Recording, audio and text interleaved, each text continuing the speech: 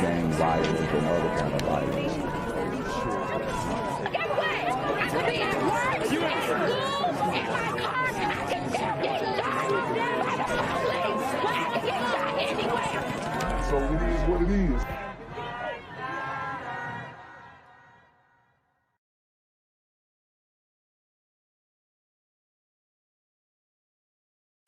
I'm here on the corner of MLK and Frederick Douglass, where a shooting just took place. And as you can see, it's a pretty rough area. So I'm basically risking my life reporting on this madness. So make sure you do me a favor and hit the subscribe button. Like the video, hell, share the video. And make sure you go ahead and leave a comment down in the comment section to continue the discussion on how we can find solutions to all this son violence in the streets. I'm Quavius Jackson, here live, reporting from Atlanta, Georgia, BGZM News 17. Dice game. Why do people think it's okay for that? But you niggas have a problem with somebody filming the aftermath. Yeah, get the fuck out of here. Keep filming these niggas dying in the streets.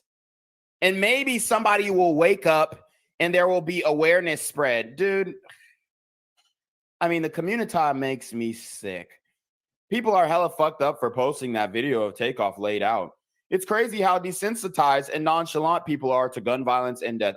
Sir, this is not gun violence. This is son violence. This is completely, the onus is completely on these super gremlins on demon time. Okay, this is not no gun violence is come on. This is black on black crime, my nigga. Unless we call it how it is, unless we address it head first, we're gonna hear the same old shit. Hearing Quavo crying definitely hit home. I've lost too many family to street violence, but you're gonna still uphold the street code. If you knew something, you wouldn't say something, right? To uphold the street code. If you knew something, you wouldn't say something. So why are you out here, you know, acting like you feel so bad? Well, I mean, clean up your own community first before you start worrying about fucking Quavo and Takeoff. Fucking pieces of shit. Everyone who is posting the video of Takeoff, take it down. Take it down. Jesus. Oh my God. Shut the fuck up, bitch. I mean, it gets me so upset. I mean, it's absolutely ridiculous.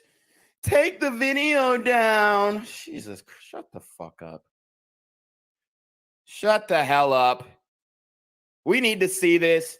The black community needs to be brought to its knees. Metaphorically, of course. And maybe even physically. I mean, this is what's going on. This is what's going on.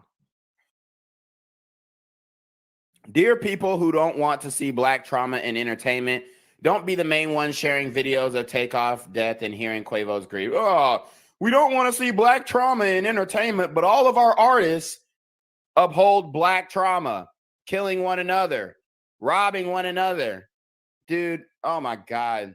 We're the biggest hypocrites on the planet.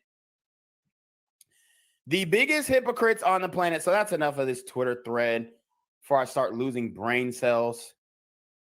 My God. All right, so we're going to watch some of the aftermath scene of what happened during the shooting. No solutions, guys. You've seen it right there. You've seen it right there. No solutions. Old chemicals out here. It looks like bro died. It's like, right in here. He died in here. He died in one of these buildings. He died on the second floor and the first floor.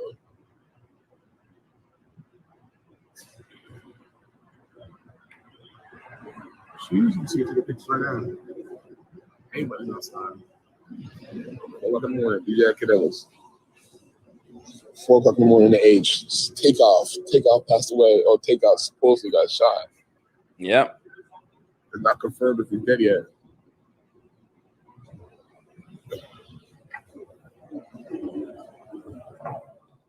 He's out here, you know. So as you can see, that is the aftermath. I'm going to take the video and disseminate it into the Discord, and we'll show a little bit of it. I can't show the whole thing. We'll show a little bit of it, but I'm going to drop it in the Discord. If you guys want to join the Discord, link is in the description box below. I'm going to go ahead and send that video to the Discord. I mean, we're completely out of our minds. And yes, black people is what I mean by we. Completely out of our minds. Cognitive dissonance, you know, all of these different things. We're in denial. We're victim blamers. Everything that is going wrong in our community, we make an excuse for. No more excuses. Regular Dego says, right, all we do is complain and try to circumvent any semblance of accountability. SMH, we're fucking pathetic at this point. Exactly. Bobby Digital says, bunch of baby back bullshit. Anthony Hanks says, we've probably been called the N-word way before slavery. 1-2 said, show that shit. Regular Dego says, we need a cultural reset in the Black America. Bobby Digital said, RIP Takeoff, gone way too young. Yep, he was 28 and a year older than me. My Hana Confidential said, yup. Maine says, welcome back. Thank you. 1-2 says, Dice Death. Right. Javiercito says, BGZ, spitting fire. He mad. He's not wrong. Chancellor said, we live. Yes, sir. D Ledge said, the fellas and their lovely ladies do this every time a Sun celeb dies. Exactly. Chancellor says, a nigga moment. Boondocks predicted everything. Exactly. D Ledge says, watch, we will end up seeing the more famous celebs from Sun doing a quick video as they cry. Yep, we got a video from Designer that we're going to play as well of him boo-hooing. Oh, well, I can't take this shit no more. And it's like, dude, give me a fucking break. Cry me a river. Y'all niggas have been talking about murdering black people for the last fucking 5-6 decades.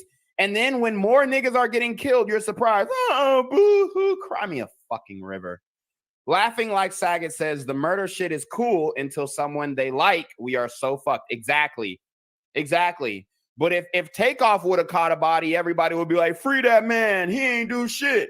Free that man. So if Takeoff would have killed another black man, a no-name black man, we all would have been praising him. Fucking disgusting culture. Makes me sick. Javiercito says the link isn't up. It's up on the Discord. Maine says we smoking on Takeoff pack right now. Maine ain't playing. Jay Prince, who I know this isn't the same Jay Prince, but that's who they checked in with. They checked in with Jay Prince and his son, and guess where it got him? Laid out dead on the floor by the hands of another black man. She says, I'm so over the violence. Yep, me too. TSM says, you're back. Yeah, I'm not back on Black Gen Z Mindset, but I'm back on BGZM News 17. This is my backup page. Regular Degla said, right, we've been screaming stop the violence since the early 80s. Bobby Digital says, link isn't up for the Discord. It is up. It's in the description box below. I don't know where you're streaming from, but go to the YouTube stream. Cyrus Cherry says, denial, exactly what I'm working on now. Denial about not having loyal friends, family, and deflecting fame. TSM says Chicago Police Superintendent David Brown said at least 14 people, including 3 minors, were wounded in drive-by shooting Halloween night on Chicago's West Side. Wow. Yeah, and I'm missing a lot of Halloween content because Black Gen Z Mindset is suspended, so that's a fucking, that's some upsetting. Chancellor says, niggas playing Takeoff best song, all of them about killing niggas, SMH. Exactly. Trinity says shit is wild. Yep. Yep, and this is the degenerative culture that we keep breeding in, and we're not going to stop. The death of Takeoff is not going to do anything. People are going to give their RIPs and be on the same fucking bullshit the next day. Absolutely sickening, absolutely disgusting. Let's read some of these comments. Bro, y'all in Houston outside 2:30 in the morning playing dice, multimillionaires. What in the world, bro? More victim blaming. Look at these fucking, oh God, it's pathetic. It's pathetic. More victim blaming. As if, nobody's addressing the shooter. Nobody's addressing the killers. It's, oh, well, y'all shouldn't be outside.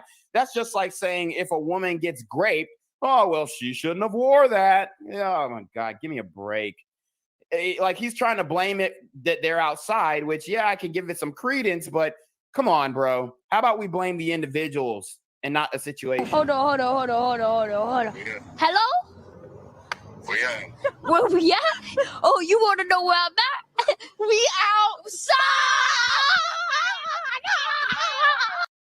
So as you can see, this is the overall. Violence and other kind of violence. Guess what? I could be at work, at school, in my car, and I can still get shot by the police. I can get shot anywhere. So it is what it is.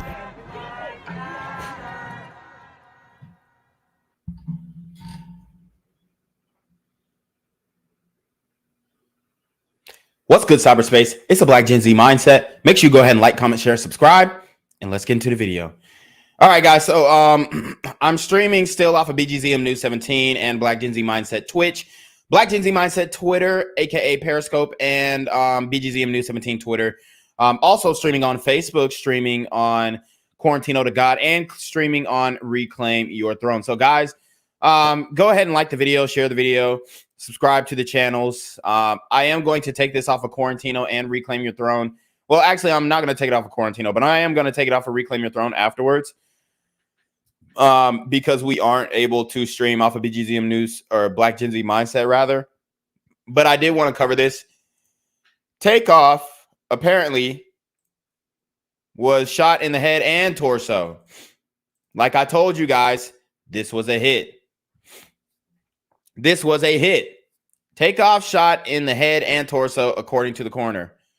So shout out to J. Lou, Chancellor, Howard Street, and ICGY. He says, "You're contradicting yourself, dude. You do that all the time. She shouldn't have wore that or been at that place." I never said that. What are you talking about? When have I said that? So anyways, we're going to get into, hold on. We're going to get into this video. I'm not even going to do it from TMZ, honestly, because they're going to hit me with that copyright. Let's go to World Star. Let's go to World Star.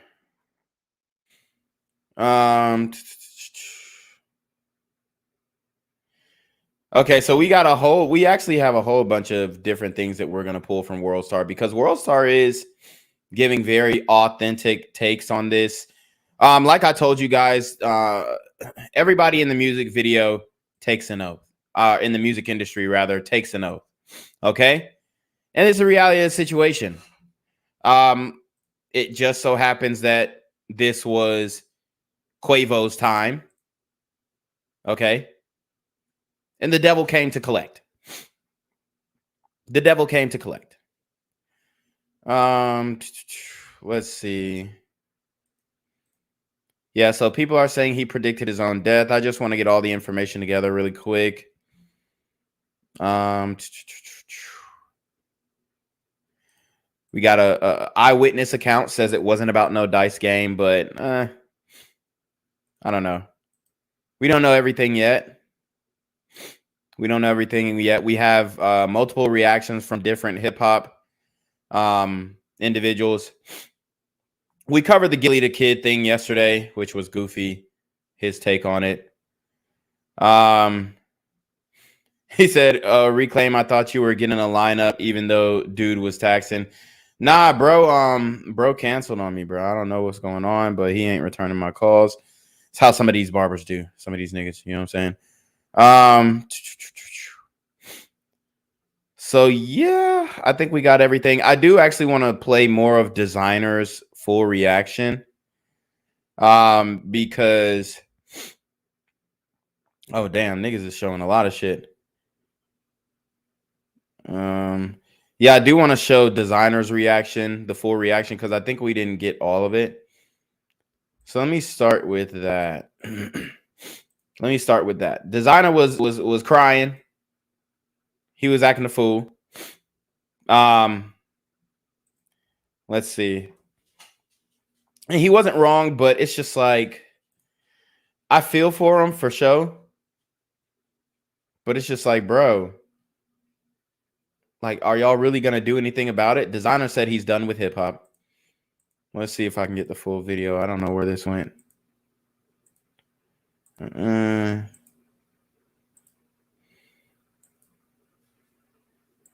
Hold on. Where the hell did that shit go?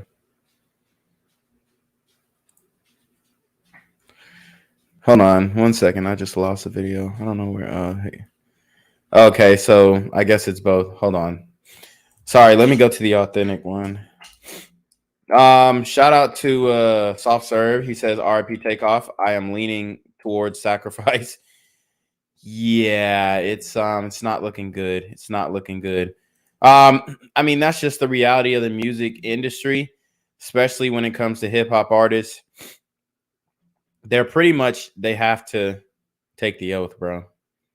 They got to take the oath. And when it comes to the devil, till death do his part. So I'm not saying that this was anybody had foreknowledge of this, but it's not looking good. It's not looking good at all. All right, let's see. Let me see if I can find this designer video really quickly. Sorry, guys. In the meantime, we might play something else. All right, let's play something else in the meantime before I get this designer clip up. But there were some artists who lost their deals because of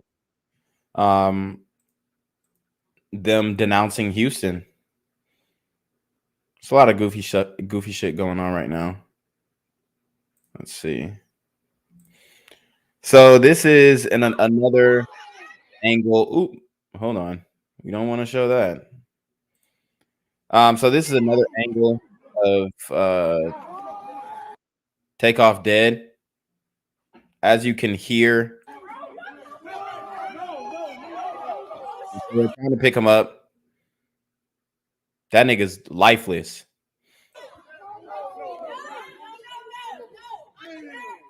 Woo! There go the dumbass. I'm a nurse. I'm a nurse. And you hear Quavo. No. Listen.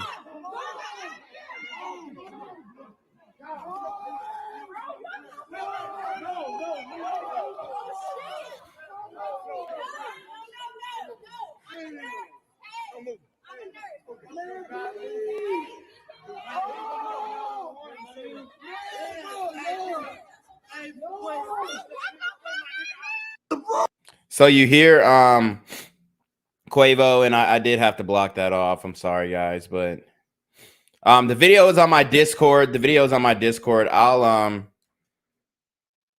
go to the Discord. The link is in the description box. I'll drop the video in the Discord as well. I mean, that nigga was dead. What else is there to know? Right? But video is in the Discord. Let's keep watching. This is a designer's take on it. Oh, I can't hold the T. I can't go Quay. I can't go Offset. I can't call none of these niggas. Yo, the Rel. Yo, Rel. And I think he's talking about DJ Darrell when he says Rel.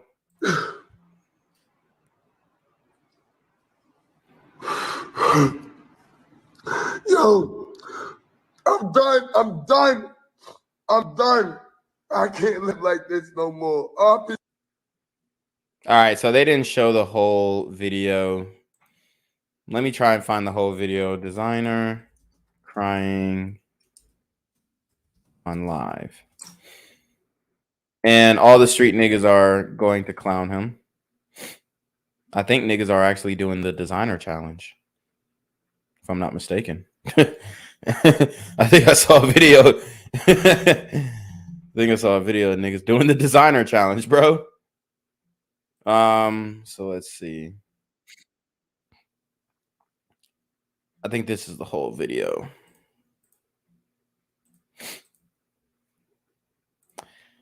This is the community, folks.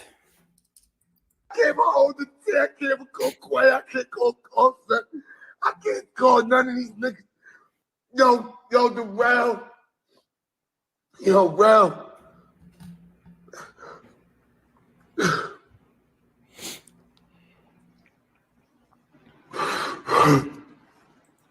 Yo, I'm done. I'm done. I'm done. I can't live like this no more. I can't hold the tea. I can't go quiet. I can't go. Damn, they ain't even playing the whole shit. Hold on, was it on academic shit? Man, I want to show you guys the whole thing because I think the whole thing is very important. Let's see.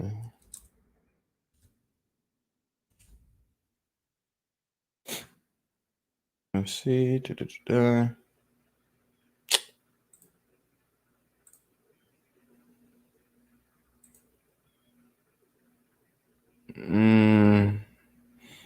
Damn. I don't know, but I do want to show you guys the whole thing, but I guess we're gonna have to come back for that. Anyways, we'll give some more rappers' takes on it. Here's Busta Rhymes' take. This one looks like, all right, they hit me with an ad, but it looks like this one is like 5 minutes long. I don't know what he's actually gonna say. But it should be interesting. Shout out to Eric with the $10 Cash App. He says, great stream. Thanks, man. All right, here we go. I'm a little under the weather, guys, so if I cough or sneeze, I'm just going to mute. You know, today was heavy. I want to say rest in peace to TAKEOFF. Send my love to the Migos family, Quality Control, Offset, Quavo, Coach K, P from QC as well. All of their children, mothers, fathers, sisters, brothers, friends, all relatives. Send love and light. Send love and light. What the fuck does that even mean?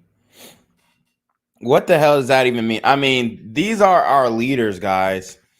These are our ambassadors. Send love and light. That ain't gonna bring the nigga back. What the hell? Key says RIP, but people only care because he's a famous, popular black man. Exactly. I cover people every single day on my channel, Black Gen Z Mindset, BGZM News 17, and nobody gives a damn.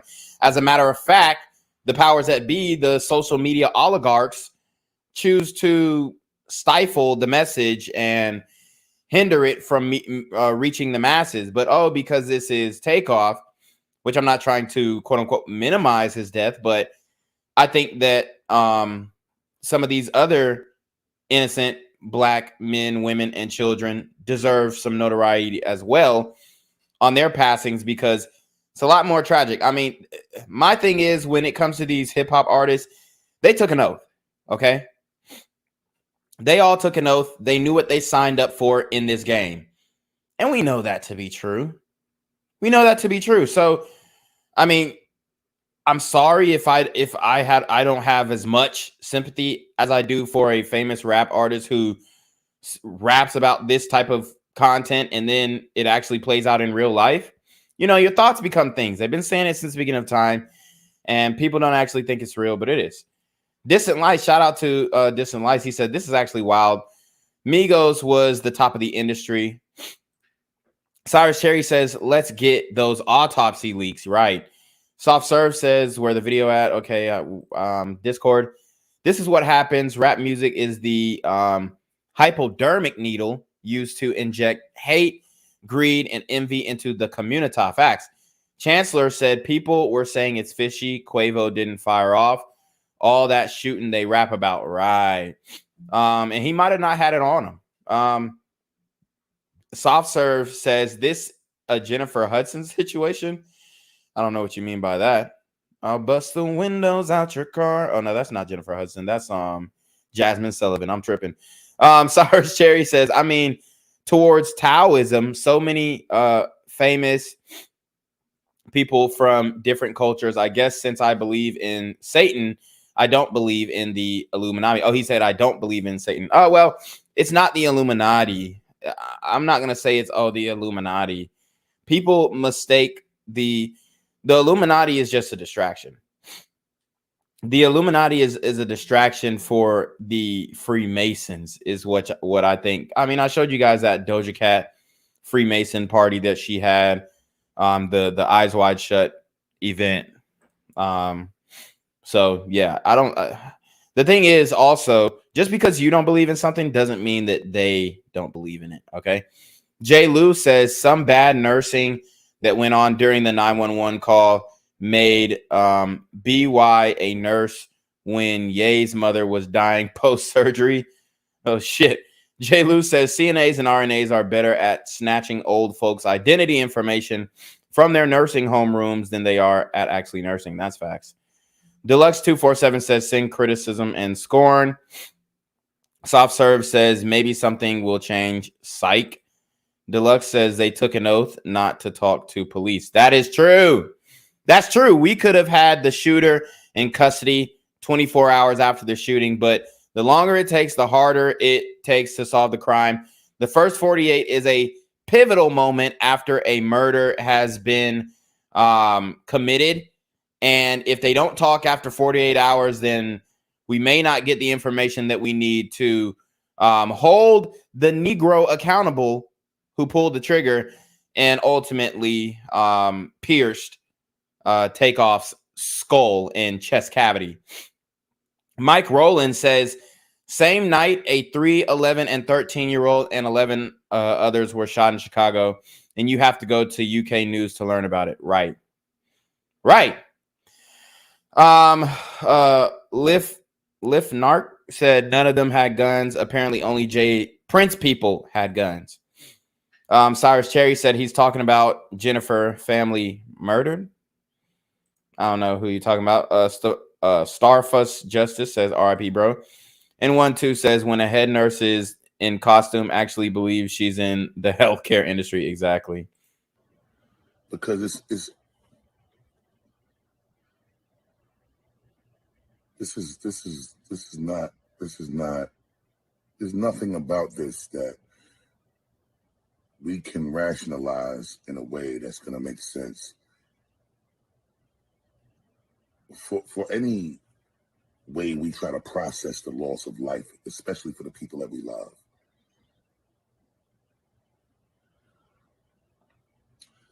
I did a record on Extinction Level Event 2 called You Will Never Find Another Me. And hold on. This nigga talking about records and shit. And it's like, oh, we can't rationalize what happened. Nigga, we know what happened. Some niggas had a nigga moment and they started shooting off. That's what happened. And then he talking about his record, but people were giving NLE Choppa hell for promoting his record and then saying RIP Takeoff at the end of that. So he's we can't rationalize this, but I did a record on, like, what, nigga? What? October 30th was the 2-year anniversary of Extinction Level Event. Big shout out to Empire, Ghazi, the whole team. Shouting out the record labels who are cashing in on this death of Takeoff. Takeoff streams on his only solo album, I think, went up like 1,000%. Okay.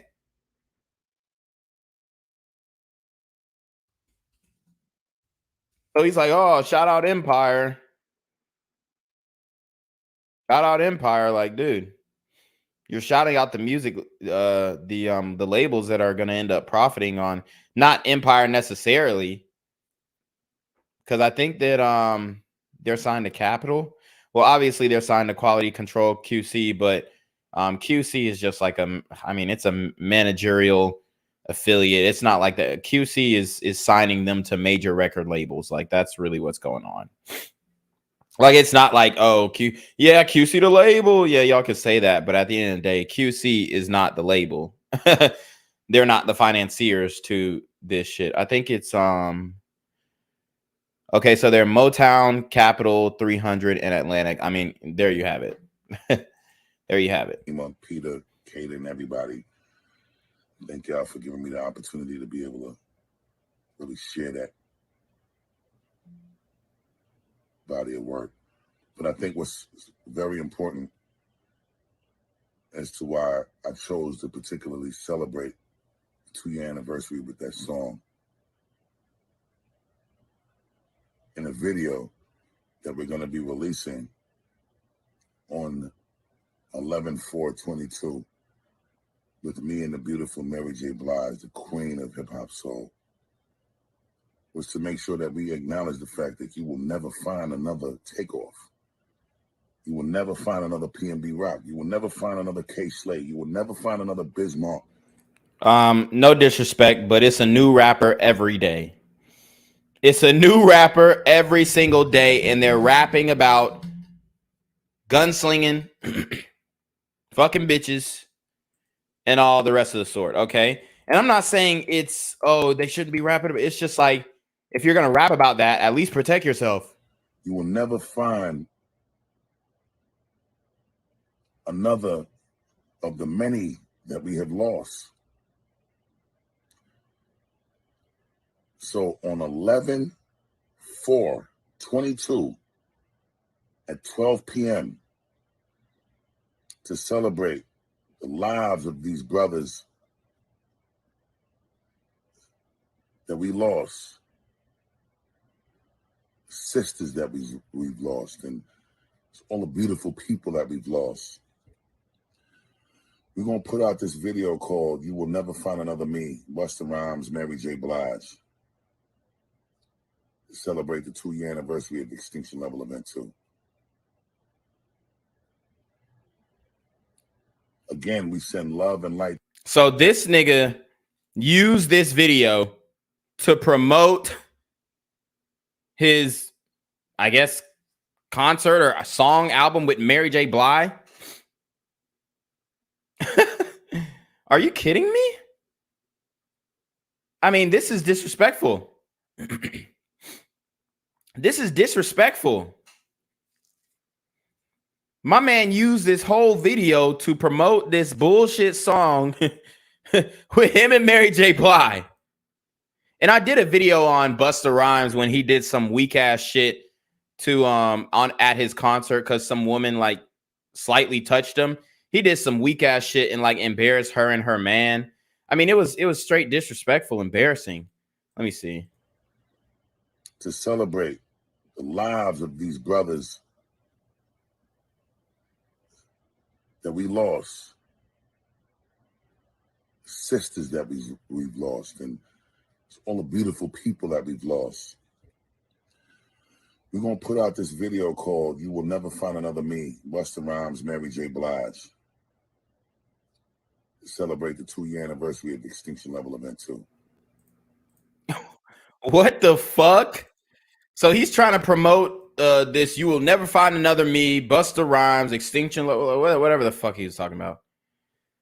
I mean, this shit is lame as fuck, bro. Anyways, let me show you guys this video of Busta Rhymes. Like, in my opinion, he was completely making a fool of himself. At some concert where a fan like slightly touched him. Like he straight disrespected her in front of her mans. It was obviously a white person because, you know, he wouldn't do the same shit to a nigga because he would probably be in fear of being takeoffed on. Okay. Let me see. Let me pull that video up really quick. But yeah, I mean, that's just some, it's, my man is promoting the Infinity Tour. There will never be another me. What the fuck? How narcissistic can you be? Yeah, I seen that yeah, I seen that NLE Choppa tweet too. But I'm like, damn, nobody got no smoke for Busta Rhymes though, you know? Nobody has smoke for Busta Rhymes when he's literally promoting a tour, the Infinity Tour. There will never be another me. Let me show you this bullshit Busta Rhymes did, and this was a couple of months ago, honestly. Straight disrespecting his fans.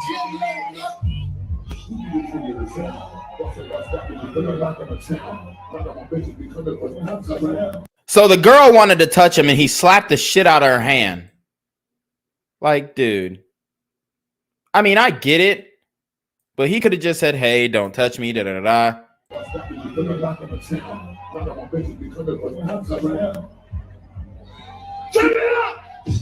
Stop the music. You see that?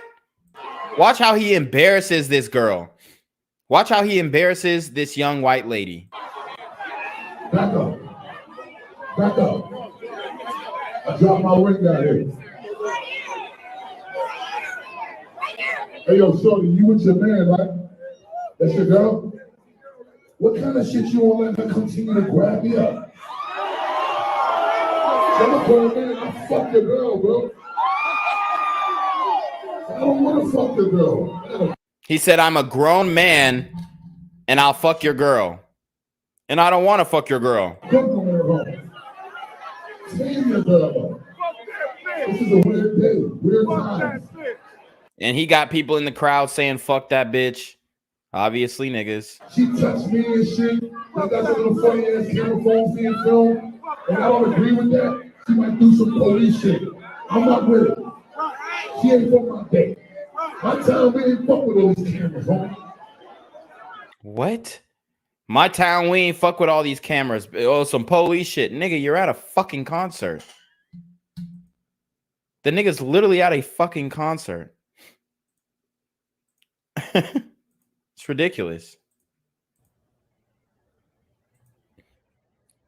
Again, we send love and light to all of the family,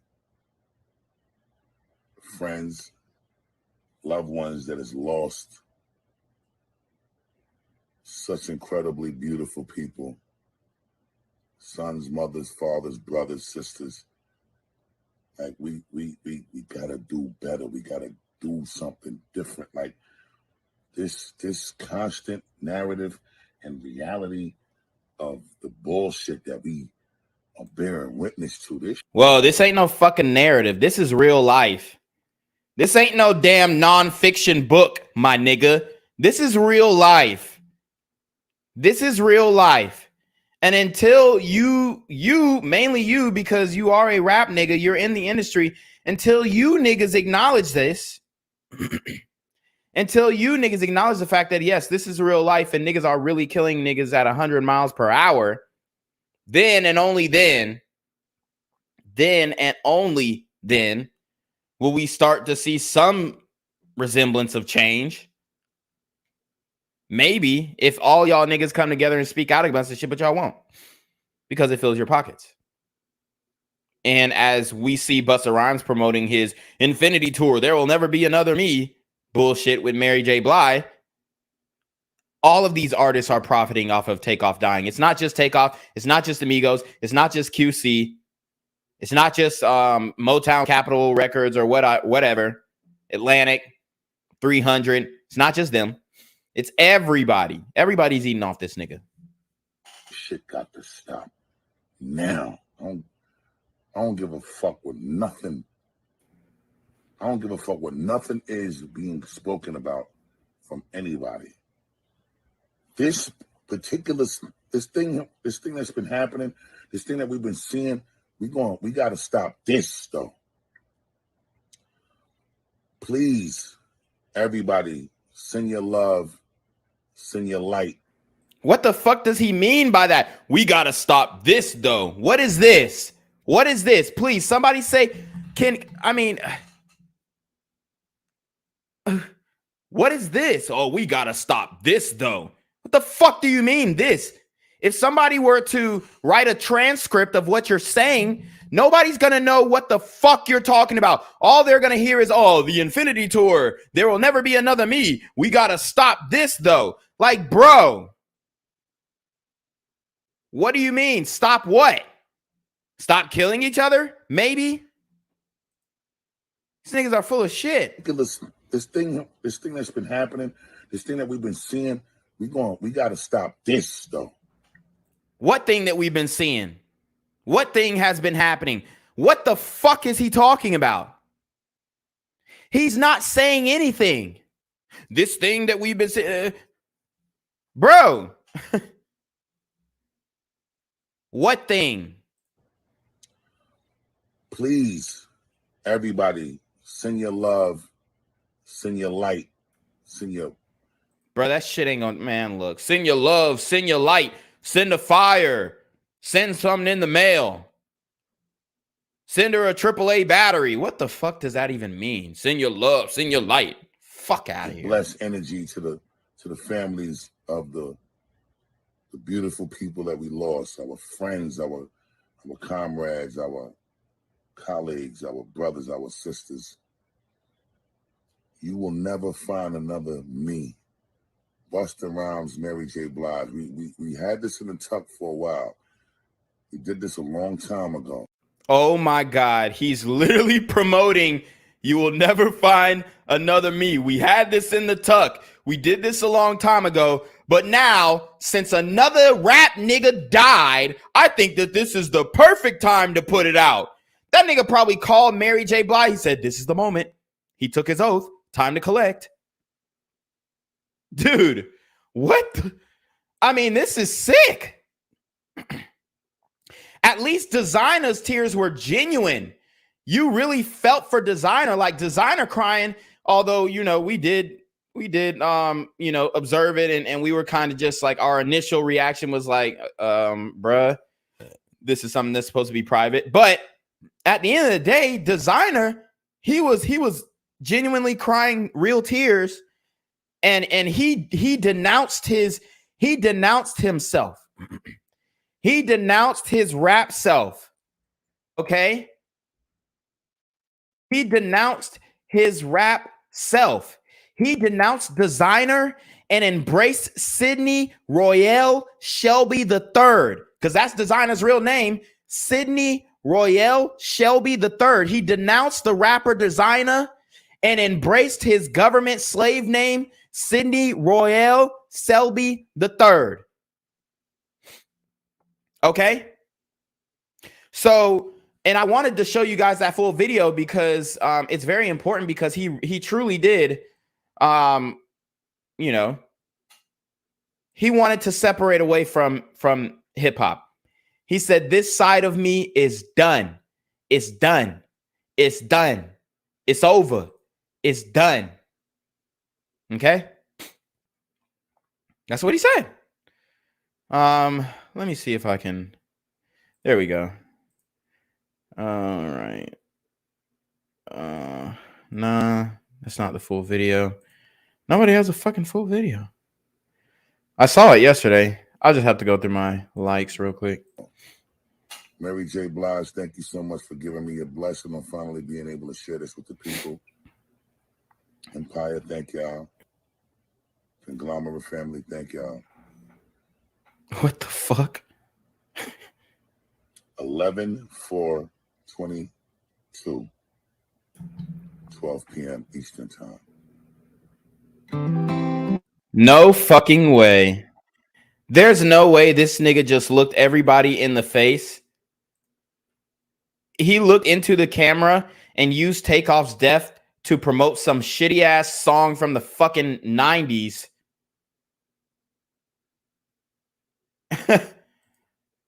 For his I mean this is ridiculous. It's only an outrage when a non-black kills a black. That's facts. Busta needs to be canceled for promoting his album. Exactly. Busta and MJB song will definitely stop the violence. Right. Well, it ain't never gonna stop, old ass nigga. Matter of fact, we finna turn up some more. Wow, I'm dead. That's funny as hell. That's funny as hell. But like I said, I mean, these rappers are full of shit. He literally promoted his little bullshit ass song 3 or 4 times. I lost count. But that was, I mean, that's, and niggas say I'm disrespectful. At least I'm keeping it a buck about this shit. You got this, not Designer, but Busta Rhymes literally promoting. This nigga is promoting a song to Takeoff's death. How in the fuck is that okay? That's what I'm trying to figure out. Still trying to find that full designer video because he said some good things. He said some good things. If anybody got it, please send me the full video. Send me the full video. So anyways, let's get into the video of the altercation. All right. One of the most important things. This is going to be the police work of the show. And I don't care if y'all call me a police ass nigga. I really don't care. All right. I actually want the perpetrators to get caught. I do. And I think they should spend a substantial amount of time in prison. For sure. For sure. You want to live that life. You toting guns. You shooting niggas. That's what you signed up for, right?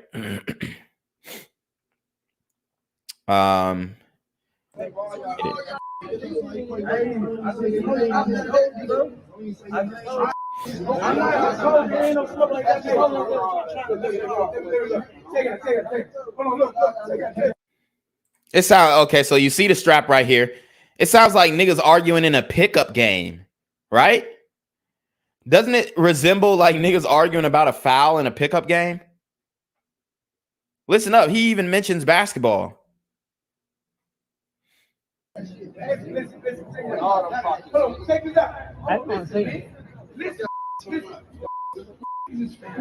know y'all, they're not gonna be disrespectful like that, but they have to be disrespectful. He said just because, and people saying, oh, it ain't about, excuse me, it ain't about gambling. It wasn't about gambling. You heard what he said. Just because they won that round don't mean we won't get all that back, though. That's what Quavo said. Everybody knows Quavo's fucking voice. That's what Quavo said. But it wasn't about gambling. But the nigga literally blatantly says, just because they won that round don't mean that we won't get all that back. So he wanted to keep gambling. He wanted to keep gambling. I mean, we got to control our vices, y'all. You took an L. It's over. Walk away. They know y'all, they're not gonna be disrespectful like that, but they have to be disrespectful.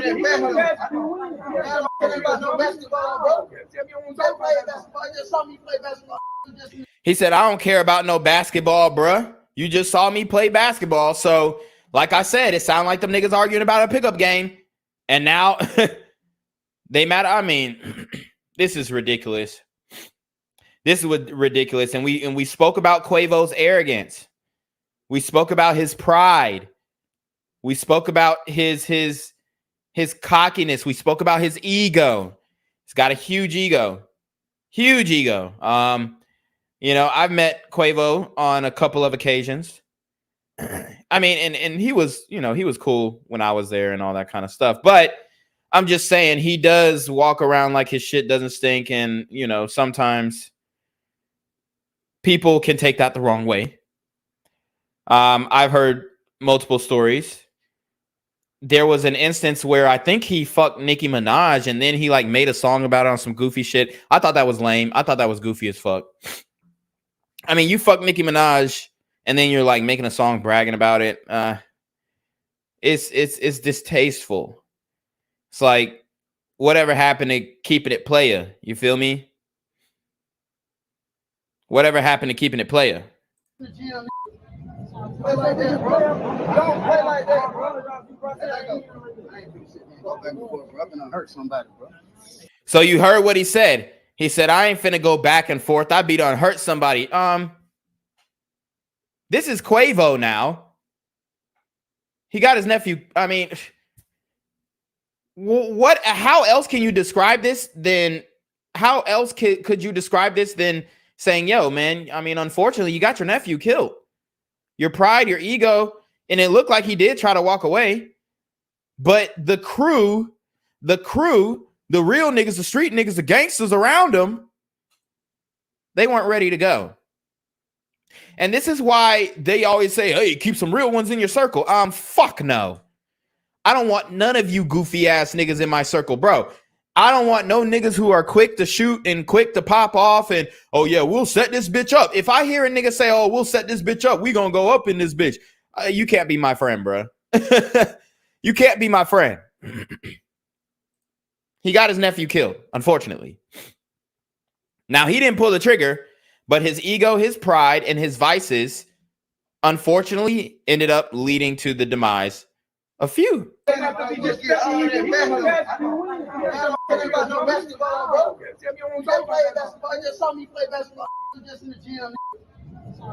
that, bro. Don't play like that, bro. I ain't been sitting there go back and forth, bro. I'm gonna hurt somebody, bro. Oh shit! What are you doing? No, hell no. So you see, somebody popped it off. He said, oh, I didn't be gonna hurt somebody. And then somebody, I don't know who stole off on who. But it's what it is. Yo, we sliding through the town, man. Sliding through the town.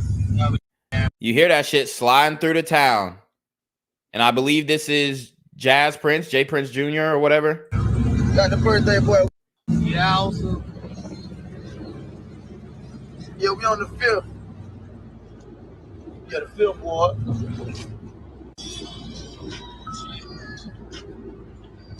So some more dumbass rapper shit telling everybody where you at. Going live and telling niggas where you at. I'm in 5th Ward, Dallas. At the bowling alley. Come get me, niggas. Some more goofy shit.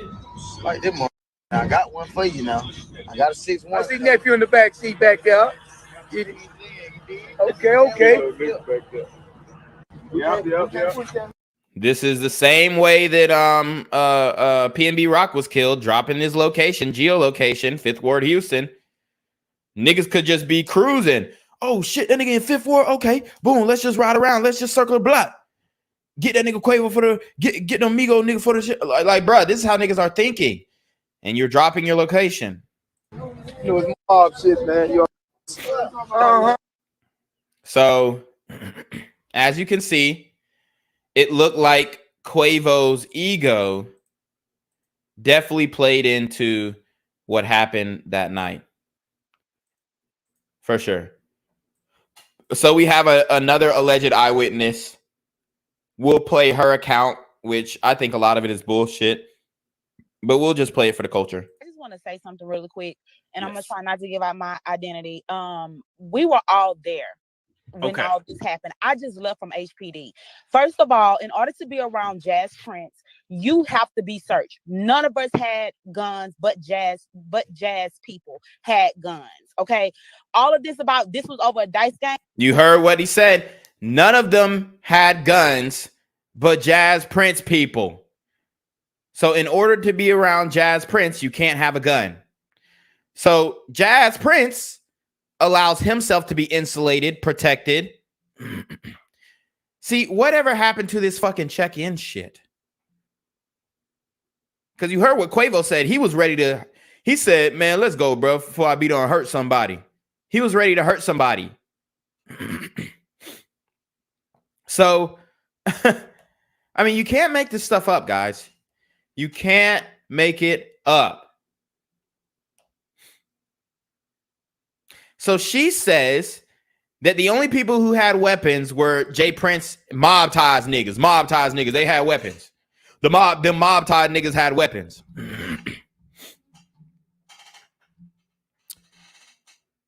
These are the guys that you checked in with. These are the guys who extorted you, because checking in is nothing more than being extorted.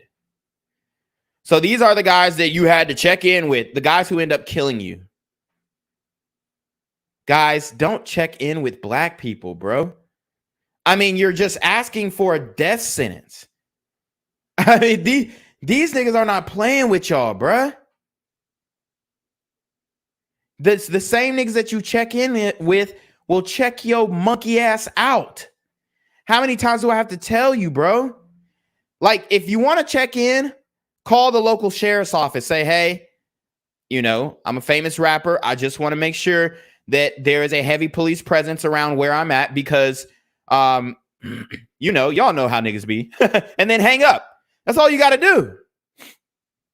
That's all you got to do. Call the local precinct. Okay? Get in touch with some guys who are in the military who still have connections to the police.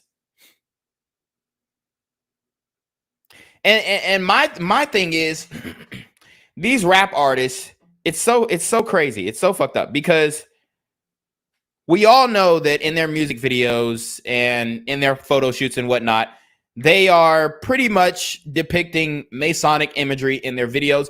Like they're promoting Freemasonry and they don't even fucking know it. And then there's plenty of, I mean, honestly, there's a lodge in damn near every city and there's a lot of officers who are Masons, bro, you can easily connect with them. Yo, I'm a Mason. I'm a traveling man. Da, da, da, da. But these niggas don't think that far. All they want to do is be with the street niggas, is be with the hood niggas. And it's like, bro, if you're going to be a part of a fraternal order, at least use it to your advantage. Use the resources that the lodges are going to give you. But it's like they don't even know what type of imagery they're promoting. Honestly, I just think they're like useful idiots for sure. But it's crazy. So the woman says nobody had weapons but Jay Prince and them crew, which I could believe because mob ties, nigga, mob ties. And think about that. They strip you of your weapons, and every one of them have that file on them. And this shit started in 5th Ward around 9:30, 10 last night. So this had nothing to do with no damn dice game, with no money situation or anything like that.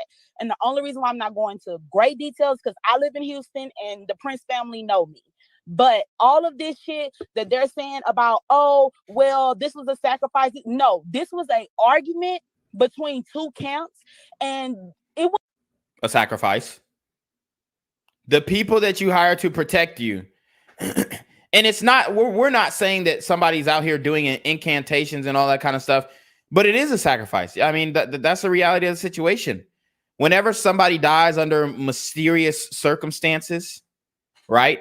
And they have these certain ties, then it's a sacrifice, bro. I don't care what you say. I don't care what you say. Because this is what is expected in our culture. This is what is expected in our culture. It was an argument between the two camps that started earlier in the night. They were gambling. They were playing basketball. According to Quavo, you just seen me play basketball. Right? Could we get that shit back? Just because y'all want to run around don't mean we can't run that shit, get everything back. So how the fuck is she going to say, oh, it's not about no basketball, no gambling. Yeah, that's why I say a lot of what she's saying is bullshit too. Shout out to my man Jermaine with the $10 Cash App. He says, we smoking on a takeoff pack tonight. Oh, say like yeah, man, it's a damn shame. It's a damn shame, but this is what the rappers would say to anybody else who got killed, right or wrong. This is what they would say to any other rapper that got killed. Went even between two camps because Takeoff and Quavo was basically trying to be the mediator between the people who were arguing. Oh, shit. And so everybody's saying, oh, well, this is Quavo's fault. Quavo had nothing to do with the shit y'all talking about, bro. Y'all was not. What the fuck? So how did Quavo not have anything to do with the shit they're talking about? But he's literally in the video when the shooting. I mean, these bitches is retarded, bro. Honestly, I mean, use some deductive reasoning. Obviously, Quavo was involved in the situation. He was fucking there, and he was the one arguing.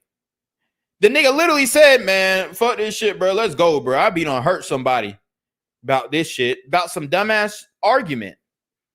And he's ready to hurt somebody. There when this happened, it had nothing to do with that.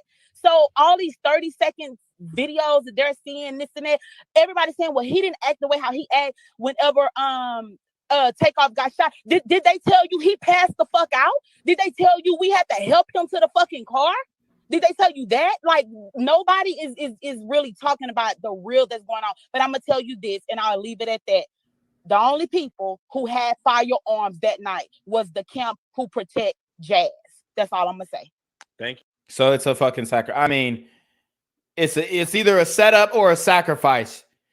It's either a setup or a sacrifice. Either way, his oath is paid in full. The oath that you take to get into the music industry is paid in full. So I don't care if you say, oh, it's not a sacrifice. Well, I mean, that's not what the record labels are going to say when their streams are going up 1,000%. That's not what the record labels are going to say when they cash out on the life insurance policy, because, you know, they had one written into the contract. You know, they had one written into the contract. So, yeah, they're going to be laughing to the bank.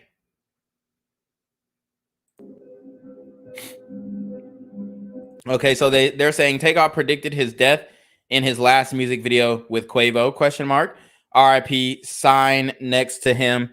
He then died within less than 24 hours. So, as you can see, the Grim Reaper is right here. This is a paper sketched out of the Grim Reaper. What did I tell you about this dark satanic imagery? What did I tell you guys? Okay, they was arguing over a game, just how Takeoff lost his life. Look at this shit. They're gambling. Wow. Predicted his own shit. He's literally sitting next to the Grim Reaper, and y'all are telling me this isn't no fucking sacrifice. Oh, but it's all a coincidence. It's all a coincidence, right? It's either a setup or a sacrifice. I'm not saying Quavo was the initiator of the sacrifice, but what you guys have to understand is someone is going to benefit from his death. And that's a fact. Someone is going to benefit from his death, just like every other rapper that's signed to a label.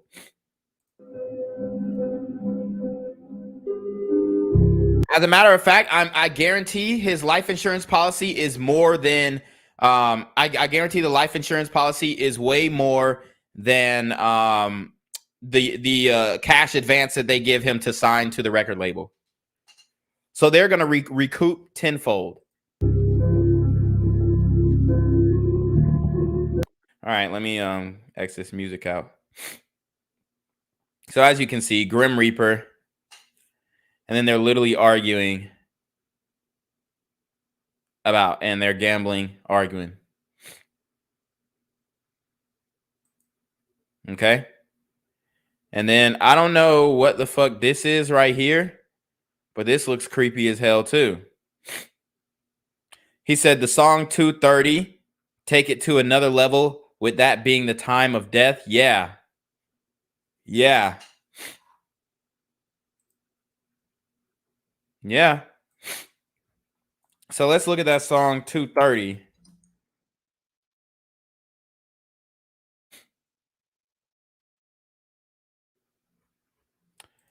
Let's see. So 230. These are the lyrics. It was literally dropped last month. Dropped last month. And it's got Lil Got It in the intro. He said, Percocet, you want one? No. Oh, you don't do perks? No, I don't personally. No. But you know I got a perk in my motherfucking bag in there. I put 10 of them. Pop a perk right quick. No cap. I'm itching right now. Are you gonna make it? Are you gonna be okay? For sure, man. Come on. I ain't no addict. Quavo goes on to say, Percocet before I walk in this bitch. Yeah. He says it twice. Oh, look how I came. I'm the freshest in this bitch. Walk out the bank, all blues. Put that thing in sport. Now I'm shooting at the troops. They say they all in cahoots. I put a money bag on your crew. Uh-oh. So it sounds like somebody put a money bag on his crew. On his crew. Okay? This truck might be clean, but the other truck got that tool. And obviously, none of them were armed that night. Please don't try. Dip you like some queso. 100 bands, 100 bands, 100 bands. Shoot them with potatoes. So, it obviously, Takeoff was shot with them potatoes. Run a bag. So it's okay for him to talk about shooting other people, but when his friend or his nephew, family member, gets killed, then the world has to stop. Run it up. Now we in the cockpit. Look at my shirt. Collab of leaks. Woo. Dry fit. I'm going to bring a bad piece to the tropics. Say she want me to get her geeked. You can try this. It's charity, baby. It's not profit. I get this clarity, baby. My VVs is flawless. Number one, I gave her the keys. Now she popping, chopping up chicken like Philippe's no hibachi. I just bought that little bag from Paris. They don't got this. Percocet before I walk in this bitch, and that's the hook again. Let's read Takeoff's verse. We the ones that made the rules, made it cool, and paid the dues. Obviously, he paid his dues. Came in the game, screwed, came with tools, same shoes. I got cotton mouth, sipping on drink, can't do the brew. He popping a loud mouth, feed him to the gang, he gang food. So Quavo was popping a loud mouth. Right or wrong, Quavo was popping a loud mouth. He was popping a loud mouth, and I guess the mob ties is eating on him like this. It's food. You can't make this shit up. We went a different route. The bitch ain't fucking, kick him out. Okay? We don't do shit for the clout. Who want the smoke, pick him out. I'm talking about Arizona last time a nigga done seen a drought. I done popped a Percocet. Yeah, 230 got me itching now. Wow. Whew. This is making my skin crawl. I'm getting goosebumps. Percocet before I walk in and geeked. So he was obviously under the influence when he passed away, when he was killed, rather. Styrofoam cup, fill it up full of codeine. I pulled off the lot. That new V came with no keys. And I got them stuffed crust pies, make they nose bleed. So he's talking about cocaine here. So it sounds like, man, I mean, it's not looking good. It's not looking good. That's all I'll say. And like I said, many different artists are capitalizing on his death. So that's the reality of the situation. Then they're going to come to me, bro, you shouldn't have been reporting on that shit like that, bro. Like on some real shit, bro. That shit was lame and fuck, bro. You a school book ass nigga. You trying to get the facts. You trying to get the facts, bro. You a school book ass nigga. Like, bro, shut the fuck up. I mean, it's ridiculous, bro. The rationalization in the community. It would have been somebody who could have de-escalated the situation. Like, I'm not on nobody's side. I'm not blaming. So you hear this? She's not on nobody's side, but a black man was killed. And you're not on the side of the victims. I mean, that's what's wrong with the black community in general, for one. Another thing is you have a woman who knows exactly what happened. Guess where she went? To Instagram Live instead of the police. So do black people really want to solve the crimes in the black community or not? It's a simple question. Blaming nobody. Like, that shit was really an accident, but that's the problem, is that it was an accident. It was not an accident. You could clearly see that the man pulled his strap out. He had his strap pulled while the niggas were arguing. He had his strap pulled while the niggas were arguing, and now she's saying, oh, it was an accident, as if it was an accidental discharge. No, ma'am. You're not going to save these niggas now. You're not going to save these niggas now, and I hope they subpoena your ass. I hope they subpoena your ass and force you to testify. Are dying over an accident because of an argument. Like,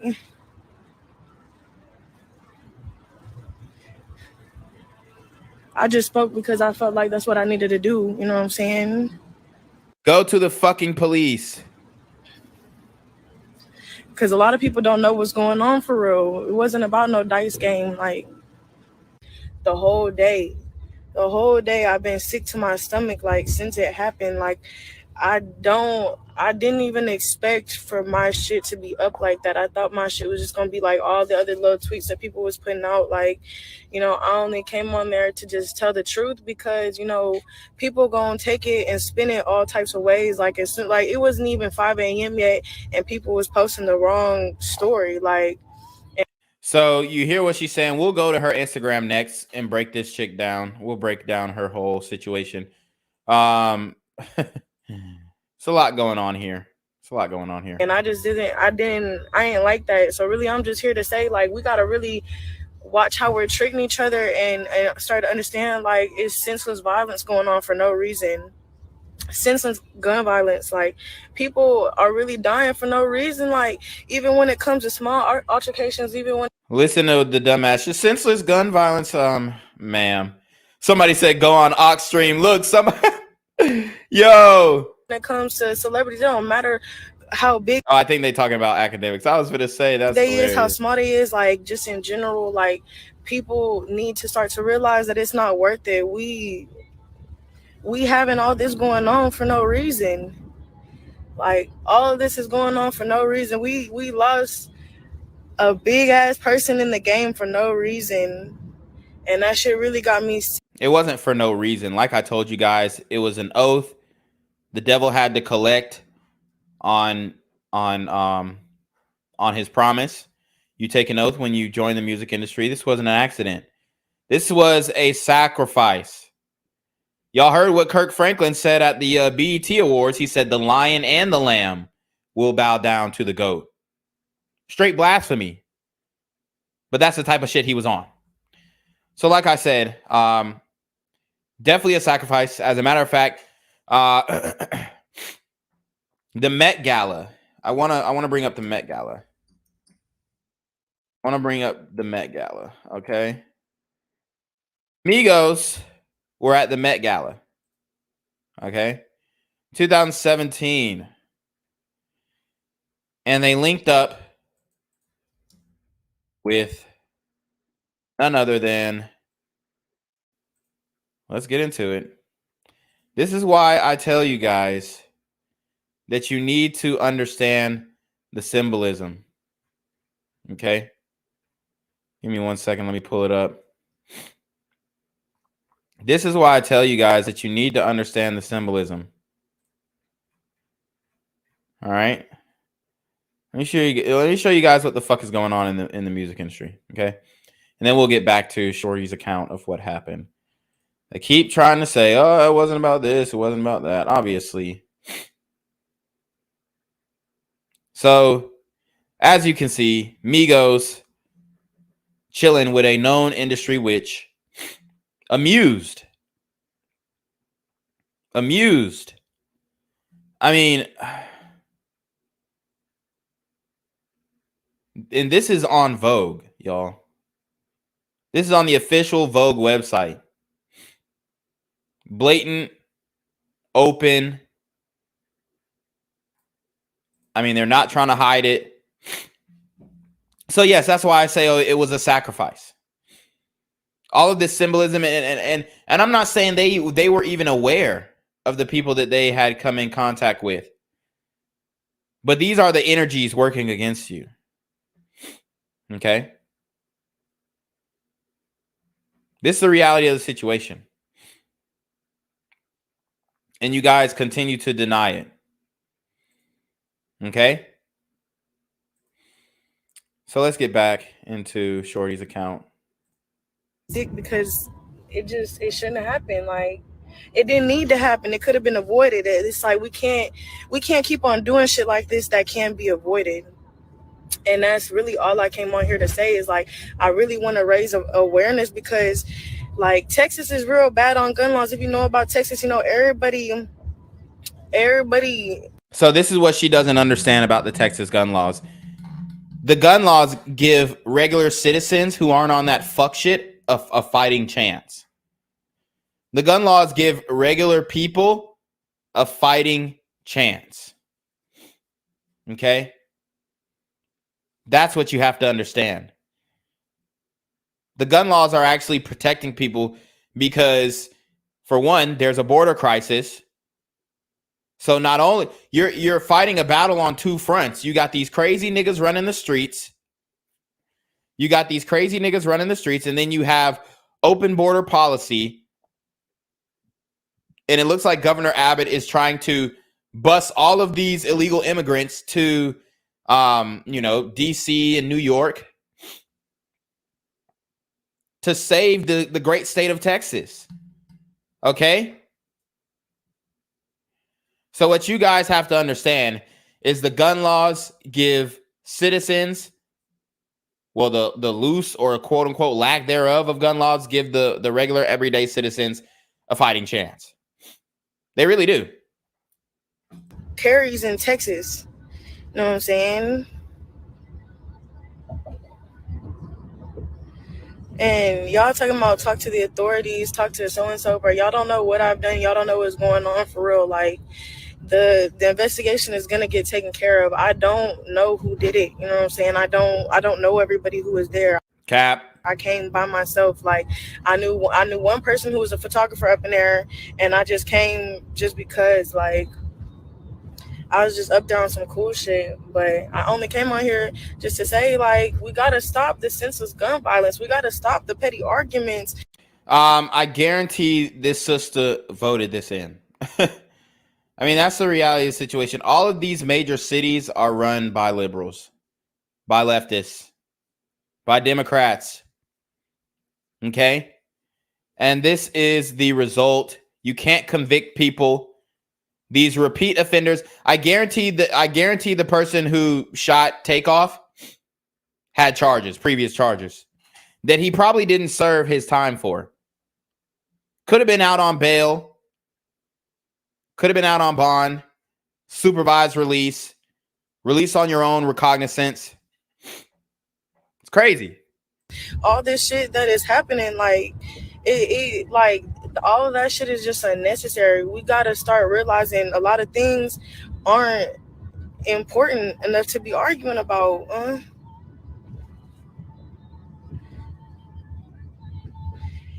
Yeah, I told y'all already, I didn't come on here to tell y'all no story. I didn't come on here to say no extra shit. I told y'all I'm not going to speak on nothing. I came on here just to send my condolences, and I said that specifically. So don't come on here asking me and saying that I'm not speaking on nothing. Get out of my life if you're saying I'm not speaking on nothing. I'm here to spread a message. That's it. I'm here to spread a message that people need to stop the senseless gun violence. Like, that's it. Everything else can get taken care of with the authorities and out of all this social media shit. But for right now, it's a gun and a people problem. You know what I'm saying? Like, it's both. No.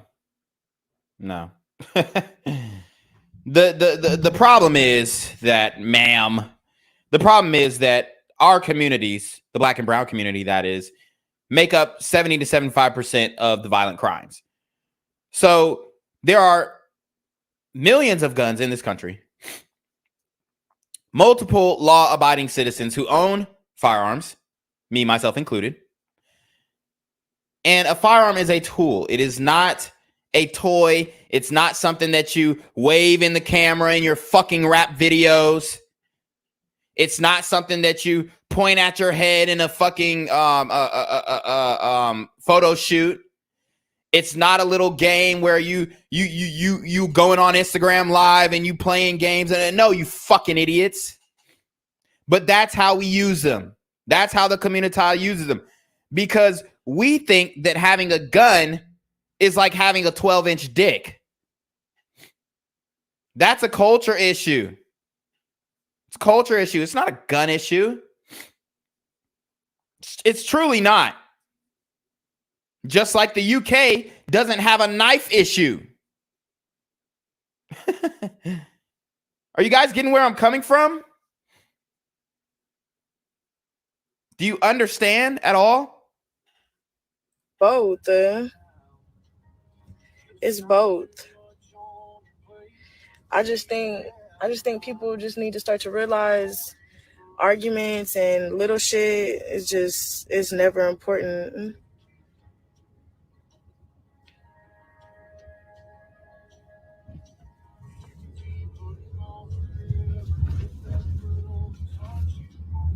Y'all worried about who? At least she's listening to country music and not any hip hop music. I mean, right? And I guarantee that country music has never felt in danger for his life, in fear for his life, right? He doesn't have to, while he's playing his guitar, fear that he's going to be shot at on stage like G Herbo when he came to Atlanta and got shot at on Clark Atlanta's campus in HBCU. You can't make this shit up. Who did it, bruh? It's not always about just who did it. It's about the situation. Y'all just got to pay attention to the bigger picture and realize, like...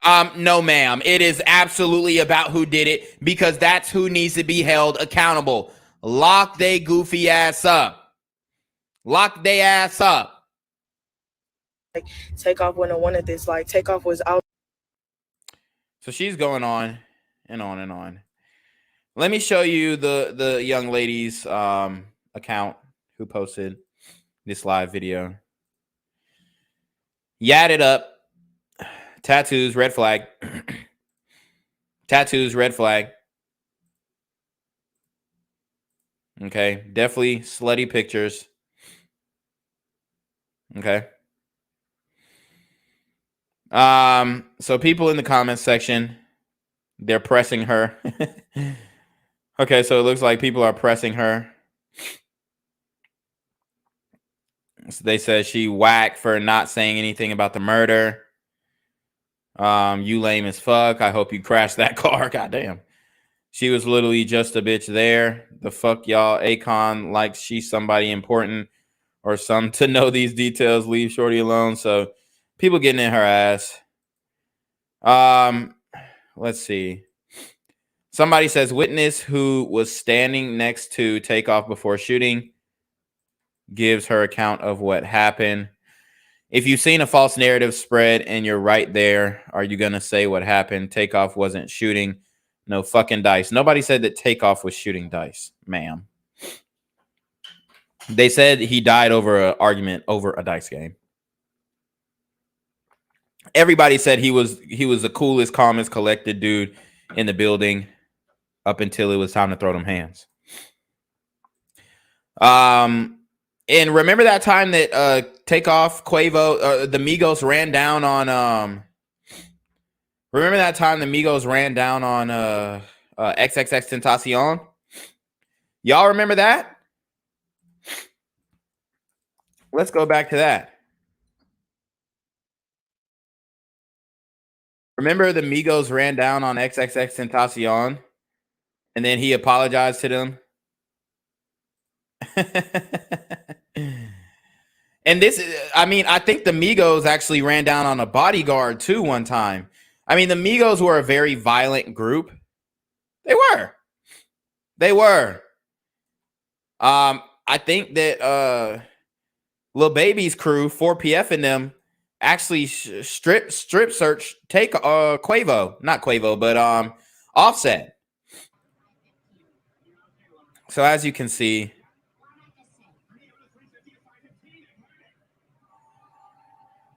these are the Migos.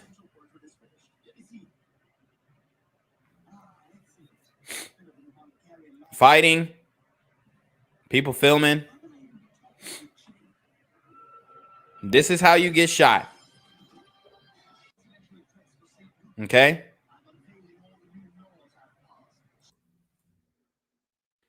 This is how you get shot, y'all. Just jumping off and fighting randomly. Okay? This is how you get shot.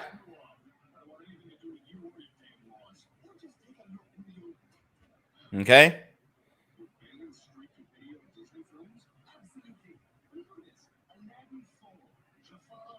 They're lucky nobody lost their life then.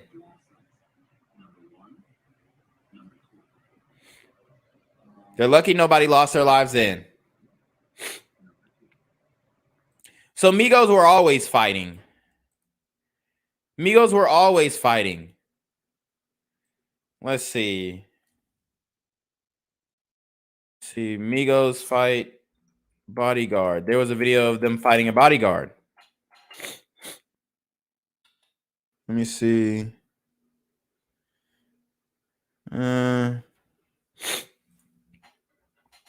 There was a video of them fighting their bodyguard, but since this TAKEOFF shit,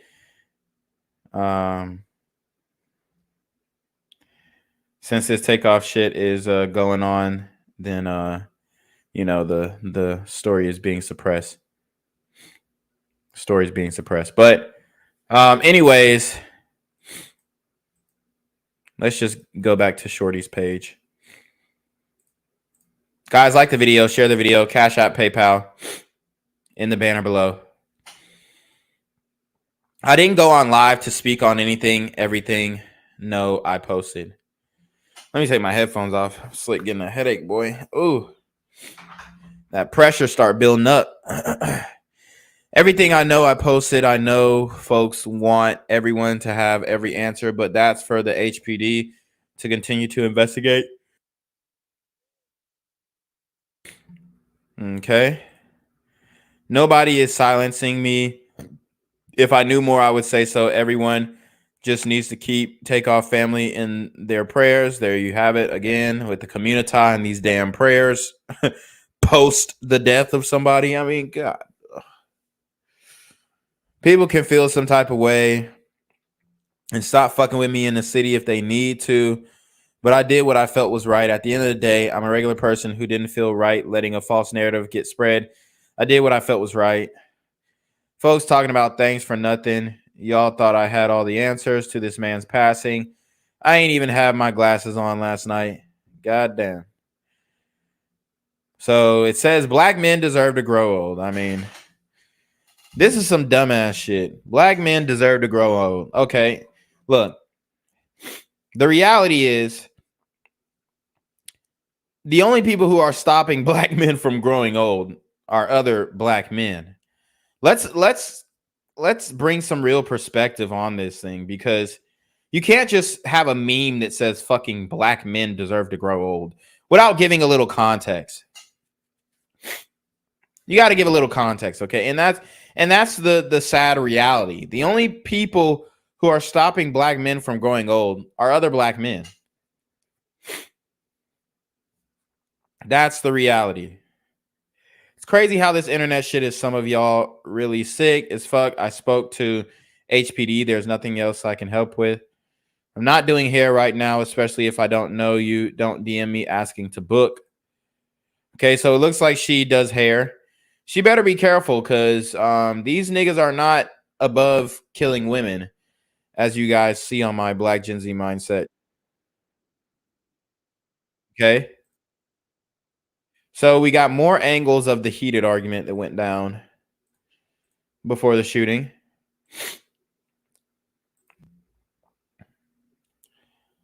All right. So let's check this out really quickly.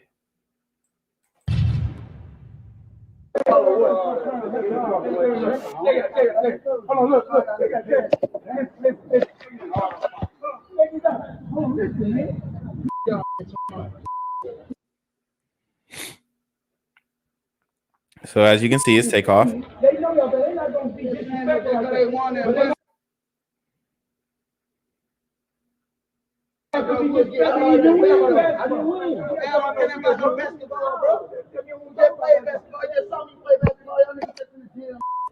And look, somebody's holding a Chucky doll. Now, guys, you keep saying, oh, it wasn't a sacrifice. It wasn't a sacrifice. Dude, there's a Chucky doll. In his last music video, he was sitting by the Grim Reaper while people were arguing about rolling dice. And y'all gonna sit up here and tell me that this wasn't no damn sacrifice. This is literally a fucking Chucky doll, bruh.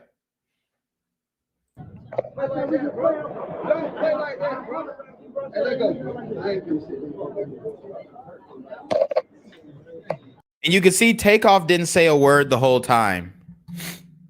Takeoff didn't say a word the whole time.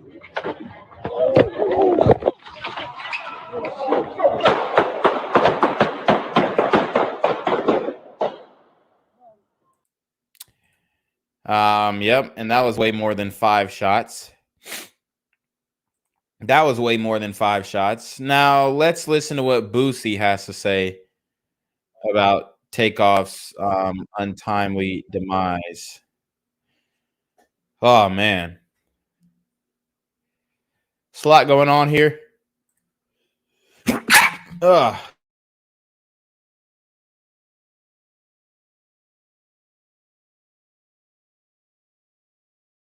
R.I.P. Takeoff, bro.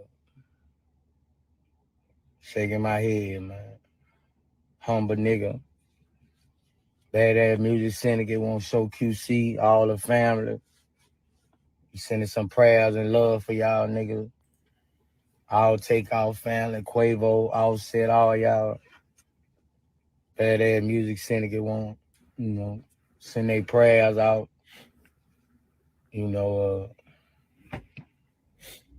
More empty prayers. More empty prayers. And guys, I'm all for, believing and having faith, but guys, this ain't it. Every time a nigga get killed, sending prayers, sending condolences, a little memorial, balloon release. Wow, man. This rap shit whack, bro. I ain't lying, bro. We targets now, bro. We used to be heroes, Oh, we targets now. We used to be heroes. We targets, bro. You put the target. You put the target on yourself. You put the target on yourself by leading the lifestyle, promoting the lifestyle that you do. This rap shit whack as fuck. This rap shit whack, bro. Everybody want us out of here, bro. R.I.P. Takeoff.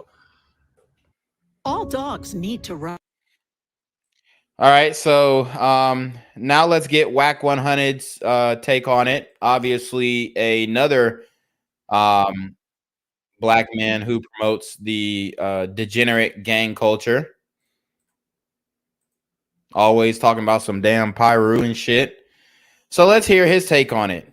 Sure, it's going to be full of hypocrisies and contradictions. So let's go. Remember, like in them situations, and I know a lot of this shit, a lot of y'all that don't come from that bullshit ass life, but it's a bullshit life. Street life is a bullshit life. It ain't nothing to glorify. Some bullshit. If you got a nigga that's shooting dice and he might have did something wrong and he might have tried to buck and niggas like, man, get up out of here. Anybody that didn't leave with him is the enemy. So when he come back and he see that crowd, he don't give a fuck who he get out on. Whack is Rachel.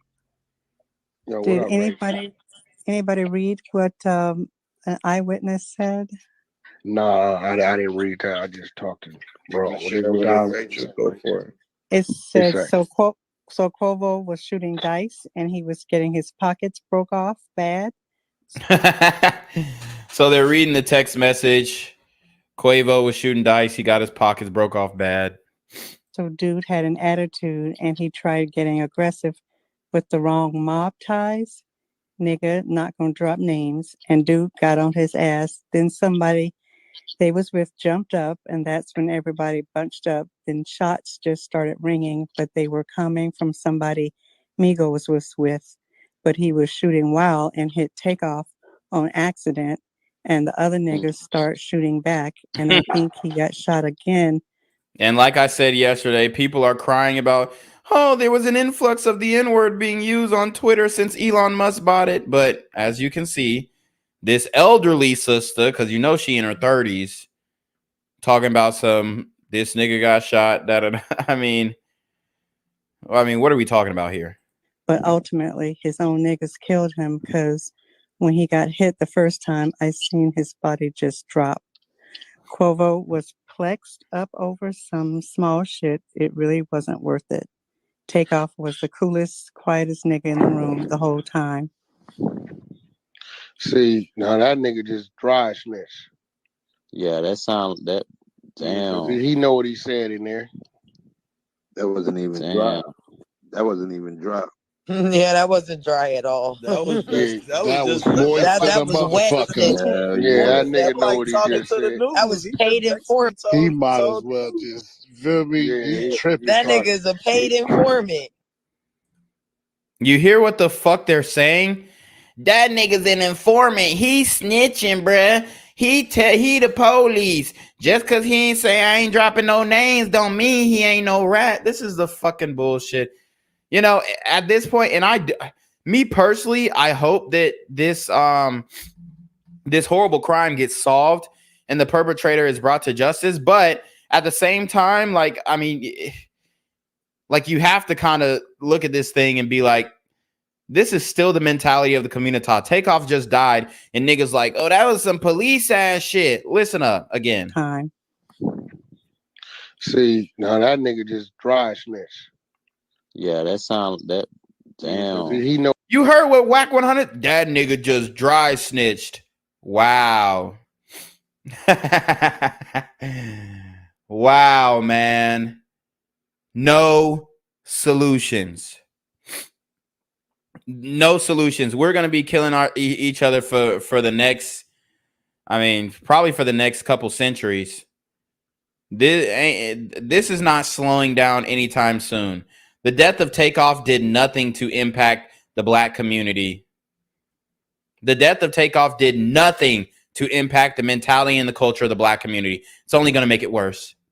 It's only going to make, oh, that nigga was dry snitching, bruh. You heard Whack 100. He just said, man, this hip-hop shit is whack, bro. This ain't it. This a bad life. It's a horrible life. And then when somebody tries to come with the details of what happened, man, that nigga dry snitching. Wow, you can't make this stuff up. Guys, we're going to see this type of, I mean, this is not, this black on black crime, it's not going to stop. It's going to continue for centuries to come. For centuries to come. I'll be long gone before niggas stop killing each other. Room the whole time. See, now that nigga just dry snitch. Yeah, that sound that. Damn. He know what he said in there. That wasn't even dry.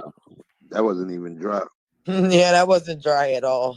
They're saying, and then the woman even comes in. Nah, that wasn't dry at all. He's snitching. Yeah, fuck him. He's a snitch. It's ridiculous. This is the mentality of the community.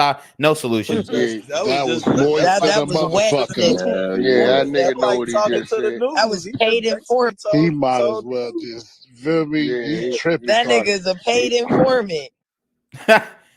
So let me get this straight.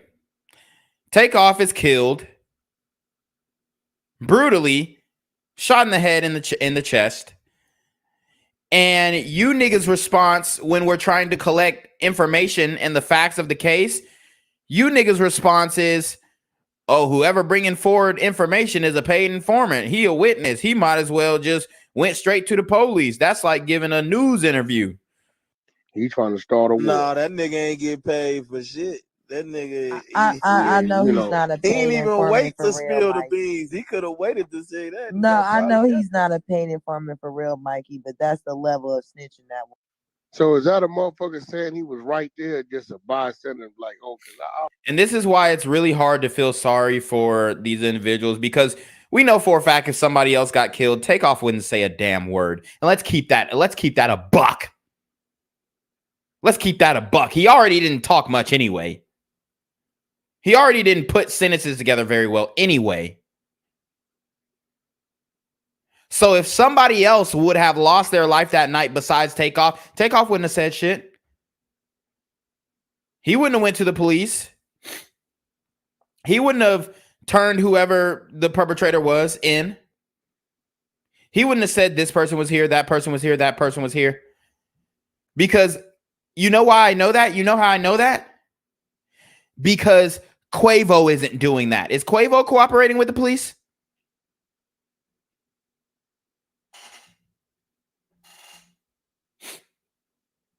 Huh? Is Quavo cooperating with the police? Guys, let me know. So why should we feel sorry for this?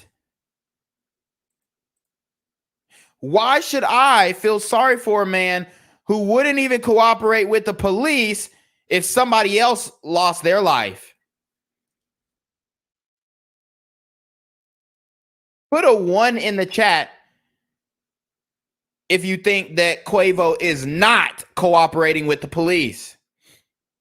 Put a 1 in the chat if you think Quavo is not cooperating with the police. And if he's not cooperating with the police, then why the fuck should we feel sorry for them?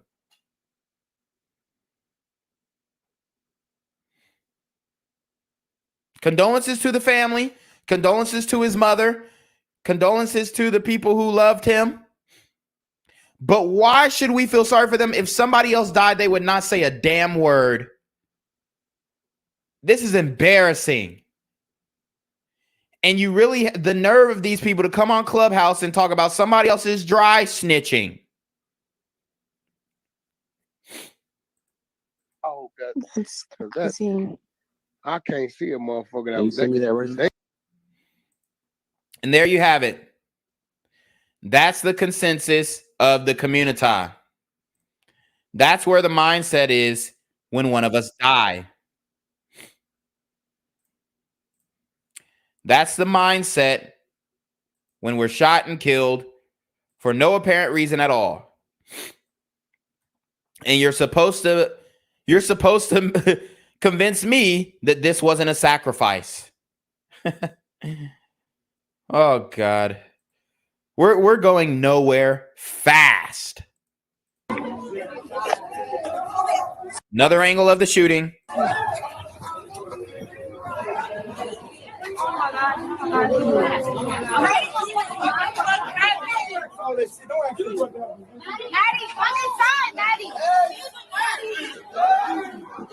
That nigga is laid out.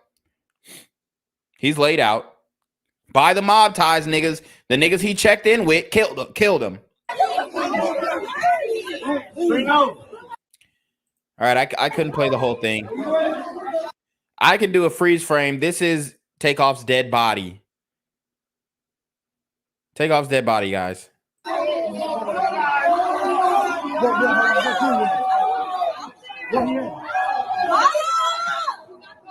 on, we gotta go.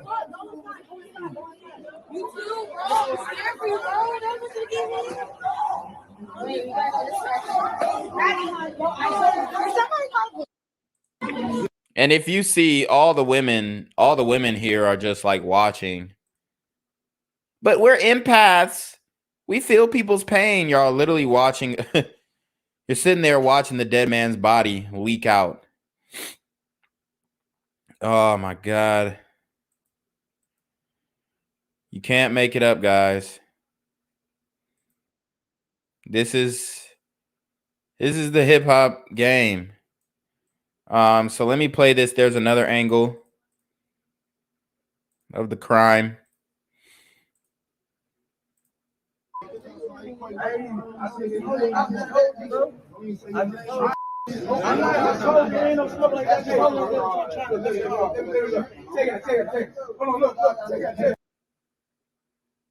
See the strap? They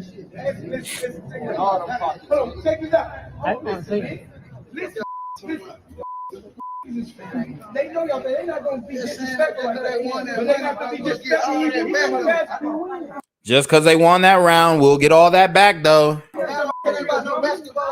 I don't care nothing about no basketball. This is his pride. This is his pride. Don't play basketball. I just saw me play basketball just in the gym. Play like that, bro. Don't play like that, bro. And you see people are like really nonchalant, acting like shit ain't gonna pop off. This is how unaware black people even are. Like any argument, any disagreement in the community can go down like this. I hurt somebody, bro. Oh, shit. No, hell no. No. Another gun.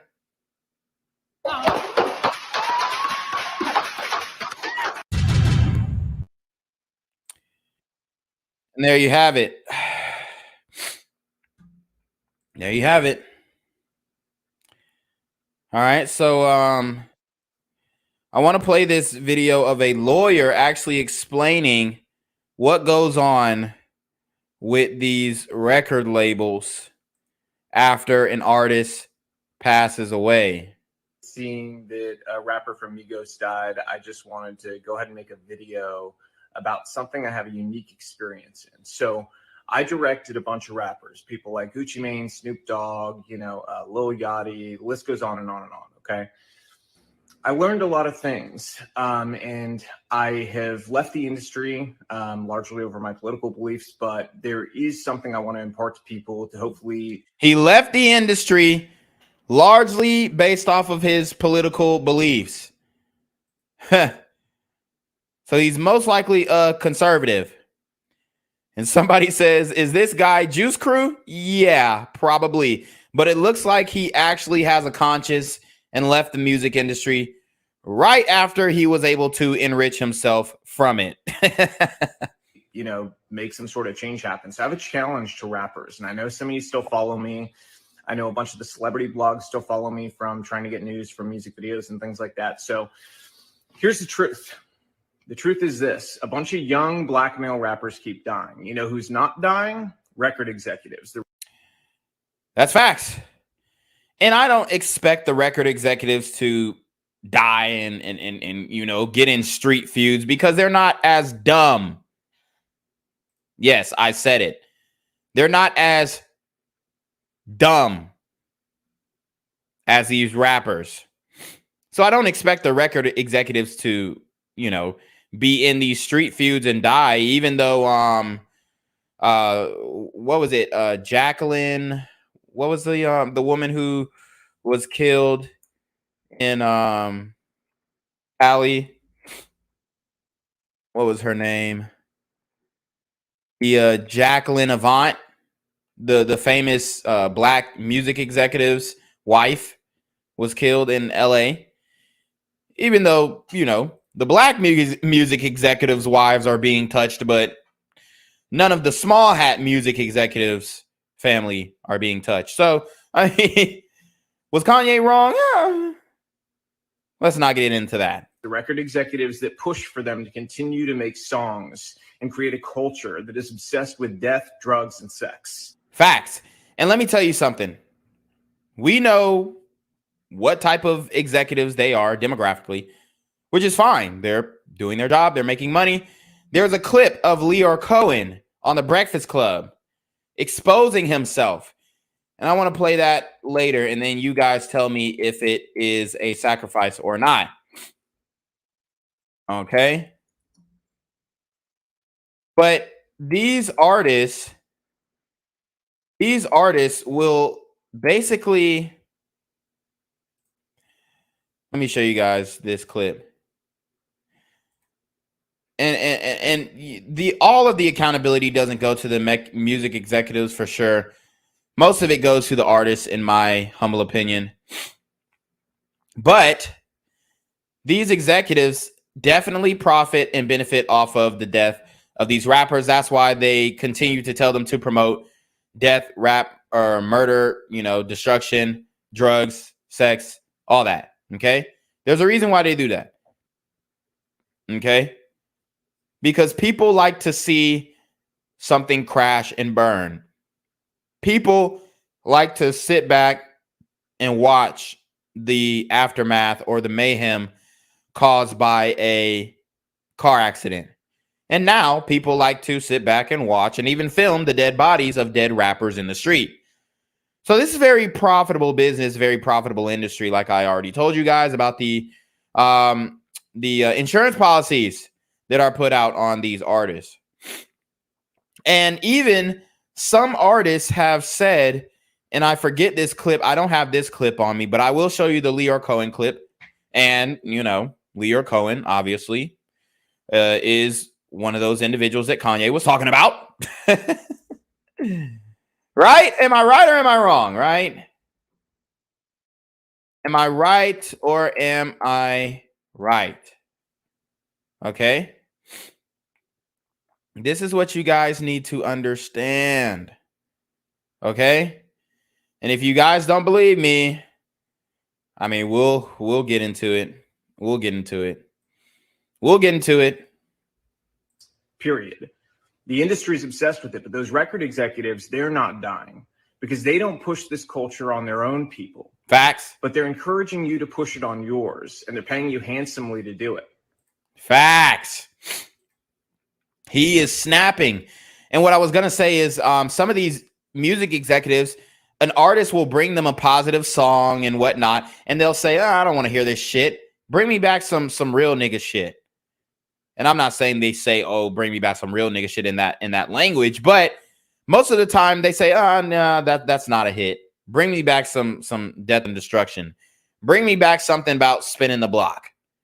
Bring me back something about getting high and not being able to feel your face. The reality is, I know a lot of you. A lot of you are good people. You're family guys. You're not the image that you put out there to the world. Why? Why don't you be the example? Stand up. I challenge you. Be the example. And this is where you got to start dropping names. This is where you got to start dropping names. Okay? So you're not considered anti-Semitic. Right? So when you got to start dropping names. And we're going to drop some names. Make music about the culture you want to see.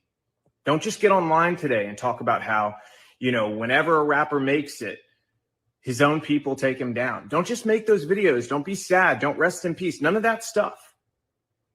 Be the change you want to see. That's what I'd be saying, except, you know, fuck that be the change you want to see bullshit. Just leave the community altogether. You can try that be the change you want to see in the world bullshit all you want. But if you are in the community, you'll be a dead nigga by the end of the day. Ask Takeoff. Ask XXXTentacion. Ask PNB Rock. Ask Nipsey Hussle. Ask a lot of Cash Desto. Okay? Inspire it in your community. Reach out to other rappers and say, we have to stop. We're being used. You've been used for a long time. For one, they're too greedy for that. They enjoy pointing the guns in the camera. Pop Smoke, yep. Shout out to Regular Degler. Pop Smoke. Long time, you know. They create this parody. Pop Smoke killed by a 15-year-old who was obviously influenced by hip-hop culture. He says, Jimmy J. Gonzalez says, Lil Peep, Juice WRLD, what about them? Yep, them too. The promotion of drugs. As a matter of fact, I heard that Lil Peep's, his management supplied him with the drugs. They were the plug. Same scenario with Michael Jackson. Paradigm to make you believe that you're so important and your celebrity status is worth so much, but in truth, you're a pawn in their game and you always have been. The government has wanted to hold down communities of people in different ways. All right, we're not, this ain't the government, bruh. This ain't the government. It's a part of the government. They have ties in the government, but this ain't the government, bruh. Through different methods for a very long time. Their method in the Black community has been to use entertainment to create a culture obsessed with death, drugs, sex, and money, so that they could create a false paradigm of what happiness and what success really was. And in doing so, they created a world that also made people more dependent on government. And as a result... So he's talking this government shit, and this is what makes it sound like grifting. Dude, it's not the fucking government. The government aren't the ones who own these record labels, bruh. Drop some of your Juice Crew friends' names. The ones who are promoting this, putting the budget behind these types of videos and music. Drop their names. Oh, we gonna drop some names, all right. Gave themselves more power. The record executives that push you to do this, to go and continue to profit off the backs of your work, they're in cahoots with the elite. They're in cahoots with the government. Okay, so like I said, he keeps saying the government, the government. And yeah, I'm not a big government guy either. I think that we should have a small government for sure, especially the federal government. But Bro, let's address the problem at hand first. He's trying to make it a government issue. Let's talk about these music executives first, because he just keeps displacing the blame. Well, the music executives are working with the government, and the government is working with the music executives. Bro, the music executives are richer than the government. Let's keep that a buck too. Let's let that be known too. Okay, the music executives are richer than the government. They want you to think you're important, but in truth, you're just doing their dirty work for them. So stop. They've empowered you in ways that are real. You have an audience. You have platforms. You have the ability to make change. So go against the grain together. They're more afraid of you all together standing up and creating a new culture that's built around family, faith, freedom, doing the right thing, valuing life, than they are of anything else. So I challenge you. Use your power to do the right things. If you continue to do the same thing you've done, more rappers like this are going to die. How many have to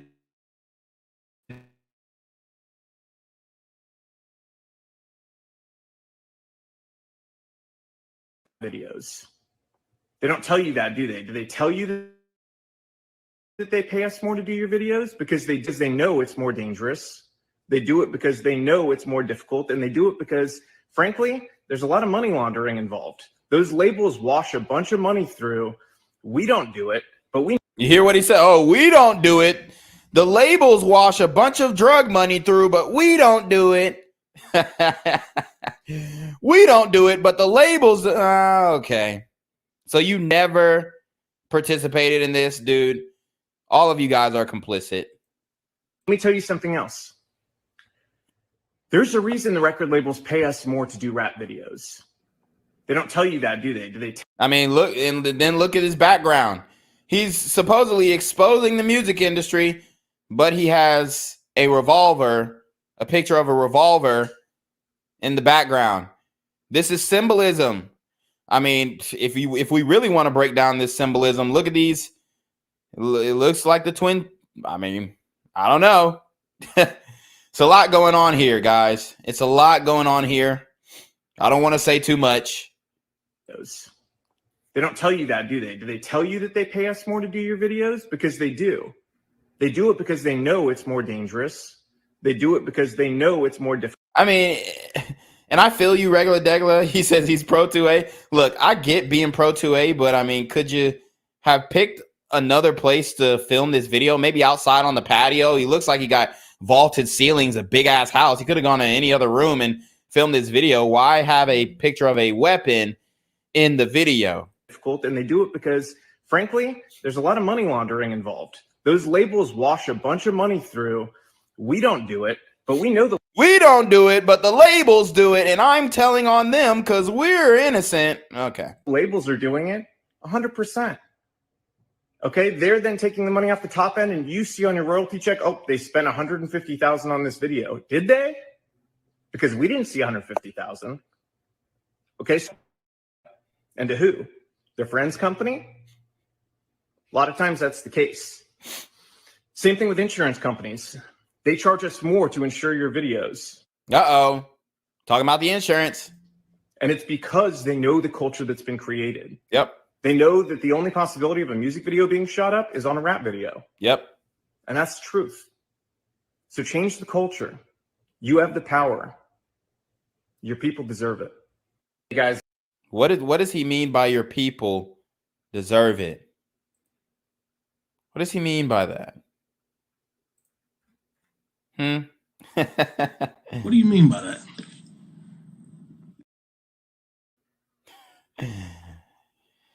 Oh man, this is crazy. They grilling him in the comments too. Somebody said, "Who cares?" BLM. Oh man. Somebody said articulated DEFCON 3 statement. I'm dead. These rappers and labels peddle death music. Yep. So yeah.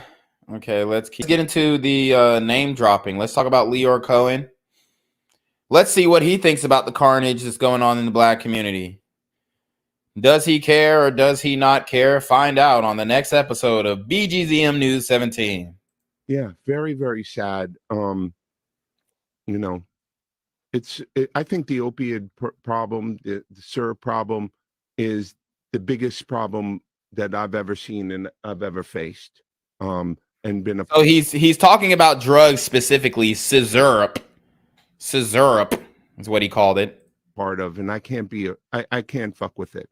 You know, the crack thing was devastating, but at least the rappers were bringing a spotlight to you becoming a fiend. Okay. And I thought that was that spotlight. So he's basically admitting to promoting rap artists who basically promoted crack cocaine. He's admitting to signing these artists and promoting them. Okay? That's what you guys got to understand. Head crack helped, even though it was harsh and really really rough, particularly on women. So it switched, and what happened was it switched from the drug dealers rapping about the drugs into the drug users becoming huge rap artists. And that's why you see so many people strung out today. But I think it helped change the course of the crack epidemic. I don't know what's this opioid thing, man. Well, being a crackhead wasn't cool back then. Being a crackhead wasn't cool. Now it seems like they're making it cool to be drinking lean and syrup, and it's the most dangerous. It's the most dangerous thing that's facing our society. So why sign an artist that would promote that? Uh-oh. Listen up. Listen up to his answer. And this was back when Charlemagne was kind of authentic. Listen up. That would promote that. Because I already answered that question. You weren't paying attention. She asked me talent or issues, and I said talent. But I have to. I can't give up on. And we all know that's bullshit. We all know they're not signing talented artists. These artists are not talented. These artists are not talented. These drill artists are not talented. They can't rap. If you put a boom bat beat in front of them, they'll sound fucking retarded. They can't even put 2 to 3 sentences together. They're not talented. People. Don't you think that's hypocritical though? You're saying it's opportunistic. Yeah. Opportunistic. Listen what he thinks about the community, y'all. You're saying it's opportunistic. Yeah. I got people to feed. I got people to feed. Business to run. You're gonna make Dame Dash take this clip and call you a culture vulture. Who's Dame Dash? Who's Dame Dash? He absolutely knows who Dame Dash is. He's the one who split up Jay-Z and Dame Dash. For you guys who need a little refreshment on hip hop history, he knows exactly who Dame Dash is. It's ridiculous. You brought him up. I don't even know him. So you bring him. And understand that the record labels pay for these Super Gremlins bonds when they get in trouble. And Leo Cohen is worth $150 million. Probably more than that. And guess what record label he owns, guys? You can't make this shit up. You cannot make this shit up. Okay? Guess what record label he owns? We'll show it after this. His name up. I don't even know him. So y'all made a lot of money together. Made a lot of money. Come on, Leo. Don't do that to him. I don't know him. I really don't. So, yeah. So he disrespects Dame Dash. Which, say what you want about Dame Dash, there's issues there for sure. But I mean, at least have the common courtesy to acknowledge somebody that you worked with. You know, that's just like me, you know, playing football and then somebody asking me, hey, do you know Lorenzo Carter? No, I don't know who the fuck that is. Like, dude, we literally played football in the trenches together on the same defense. And I'm just going to say, oh, I don't know. It's bullshit. So anyways, 300 Entertainment, y'all. 300 Entertainment, founded by Leor Cohen, Kevin Lyles, and Todd Moskowitz. I mean, if this ain't what Kanye was talking about, and I'm not saying these individuals are bad people. I'm not saying these individuals are bad people, okay? But come on, guys. And I've got a really unique article. Got a really unique article that we could get into. I don't think I'll get into that one. It's a little too deep. It's a little too deep. I might get this stream taken down. But there's a lot of information out here if you guys want to do your research on who's really owning the music industry. Todd Moskowitz. I mean, come on, guys. Come on, guys.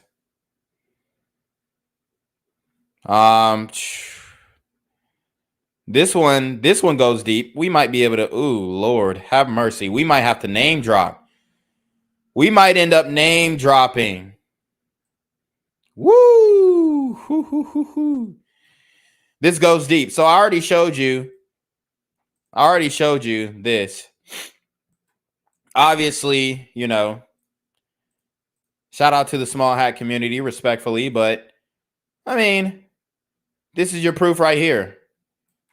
Leor Cohen, certified from the Jewish Virtual Library, certified Israeli immigrant, second generation, I guess, since his parents immigrated, and he was born in New York City. And we don't promote any hate speech on this channel. We just want to point out the facts.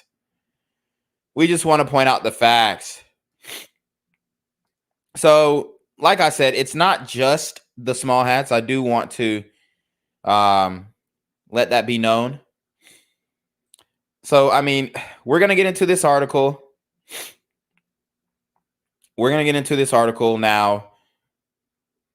It could be deemed as controversial, but this is just to understand how the music industry is ran. And that rhymed, okay? And this one goes deep, y'all. It goes deep. So let's get into it. Oh, Lord. This one might get me taken down. Motown record was black owned, and they never put out any songs that was harmful or degrading to blacks. I had to do my fact checking on that one, but I'm not so sure of that. The black people that owned Motown records, they loved and cared about blacks, and they never did anything to harm blacks. Motown was never used as a vehicle to exploit and show negative images of black people, and Motown created more superstars than any other record company, even to this very day. Everything was clean on Motown. You can't find one song on Motown records that was disrespectful or degrading to blacks. And when you look at the music back then that was coming out of Motown, they were actually looking for real talent, for sure. So this might be 100% true. I just have to go through the discography and listen to the original artists of Motown. But for the past 30 years, white and small hat run record companies have put out songs that have trashed and degraded black people in every kind of way. And I'm not going to put that entirely on them too, because black people are 100% complicit in that as well. So he says, so let's take a look. These are the white and small hat men that run the major record companies. These are the men that allow people to make songs about killing blacks. These are the men that allow people to And just understand when he says people, these are black people promoting songs about killing blacks. So it's not like they're just getting some white people in blackface to do it. No, these are black people, okay? Make songs calling black people the N-word, even though we know that they don't use the hard ER in these rap songs. The men use the record companies to sell and promote songs that degrade blacks. They would never allow people to make derogatory songs about the Small Hats or any other group, as you could see what happened to Kanye. But they think that it's okay for people to make derogatory songs about blacks. They would never allow anybody to make songs calling Small Hats the K word. All of the major record companies are headed by Caucasians, and Small Hats, every person that is making songs that is degrading black people, are signed to these guys' record companies. They know that these songs are harmful to blacks, and they still promote it. As you could see, Leo Cohen, obviously, he absolutely conceded that he knew that it was wrong. He knew that it was wrong. So we're calling names on this stream. We're not doing what Kanye's mistake. We're going to call names. A person can't just record and release any song that they want to. The executives and the people that's high up that run the record companies, they bring in the artists and they listen to the whole record, and then they say yes or no, or whether to release that record to the public. Facts. They know that those songs are degrading and harmful to the black community, but they don't care. Every record company in America could easily say, no, we refuse to release songs like this. We don't want our name being a part of anything like this that's harmful to blacks, but they don't do it. These are the people that run those major record companies. So Lucian Grange, one of the biggest guys in the music industry, respectfully, okay, is a small hat, and he's the president and CEO of UMG, Universal Music Group, which is one of the largest major record companies out. They push songs that promote black on black violence for sure.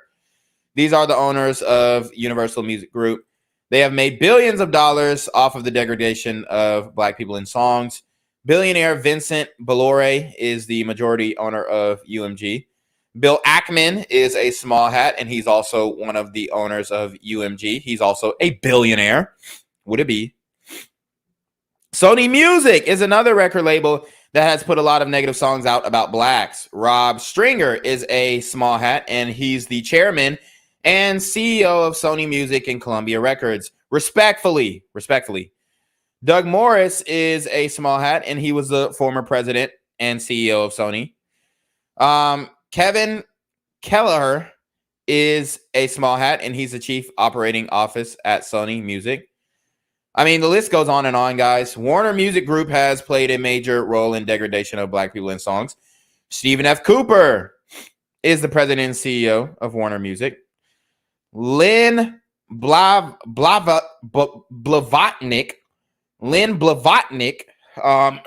is a small hat, and he's the owner of Warner Music Group. He's a billionaire with a net worth of $29 billion with a B. Warner Music Group doesn't have any songs that degrade small hats. Okay? Zach Horowitz, or even whites for that matter, respectfully. Zach Horowitz is a small hat, and he's the chairman and CEO of UMG Publishing Group. John Janik is the president and COO of Interscope. Geffen A&M Records, sorry. Oh, wow, this is crazy. Joey Manda is Italian, and he used to be the president of Def Jam Records. A lot of music that was destructive to blacks came out under his watch. He's now the president of Urban Music at Interscope Records. Barry Wise is a small hat, and he was the CEO of Island Def Jam Records until recently he resigned. Steve Bartels then became the president and COO of Def Jam. Paul Rosenberg, a small hat, and is now the current president of Def Jam. Rick Rubin is a small hat, and he's the founder of Def Jam. Jimmy Iovine is a small hat, and he is one of the co-founders of Interscope Records. Ted Koppel, president of Virgin. Peter Edge. I mean, the list goes on and on, as you guys can see. Leo Cohen. All right. Tommy Mottola. And I'm not saying these are bad people. I'm just saying they're profiting off of destructive hip hop music that hurts the black community. This is Jerry Heller, a famous guy who founded NWA. Jerry Heller was a Small Hat record executive, and he's the main person that helped to create gangster rap, which exploited the beefs that black gangs were having in the community. Heller, and I'm not taking any of the accountability on the black community because we hold the most accountability because we are the ones who can make the music. If these guys were on the track, it would never sell. But with our voices, that is what gives it the ability to sell and have mainstream success. Heller financed and promoted songs where blacks rapped about their street beef. Gangster rap promoted black on black violence. And those type of songs lead to a lot of violence in the community. Meanwhile, he made money off of the destruction that those songs created. The Small Hat Defense League also backed Heller. Okay? So as you can see, I'm not making this shit up. Pictures of him with Eazy-E. Peter Benedek is a Small Hat, and he's one of the co-founders of United Talent Agency, which is one of the largest entertainment agencies in the world. Ariel Zev Ari Emanuel, who is a known music executive, CEO of the Williams Morris Agency, which is the largest entertainment talent agency in America. The brother of Chicago's mayor, Rahm Emanuel. So now you see one is in politics, which is the government, which is what the other Small Hat lawyer who apparently divested from his alliances in the music industry. So you have Rahm Emanuel being the brother to a CEO of one of the largest entertainment talent agencies in the world, or in America. Oh, Lord have mercy. This is funny. Michael Ovitz is a Small Hat, and he's one of the co-founders of the Creative Artists Agency. And this doesn't mean that I'm saying they're bad people. Okay? I'm just saying they're profiting off of the destruction of the black community. David Mays and Sire Sketter are two Small Hat guys, and they started Source Magazine, which is a hip-hop magazine. Okay? Sounds like they left Benzino out of there, too, because I believe he was a big part of the Source. So these are some of the images promoted on the Source. Okay. Big Sean sagging his pants, wearing a whole bunch of chains. Even if that's not your style, that's what you have to do to get into the music industry. David Mays started Hip Hop Weekly magazine. Okay. And I'm not saying these guys are bad guys. Stanley R. Harris is a Caucasian that owns XXL. And King Magazine, which are two urban hip-hop magazines. Isn't that wild?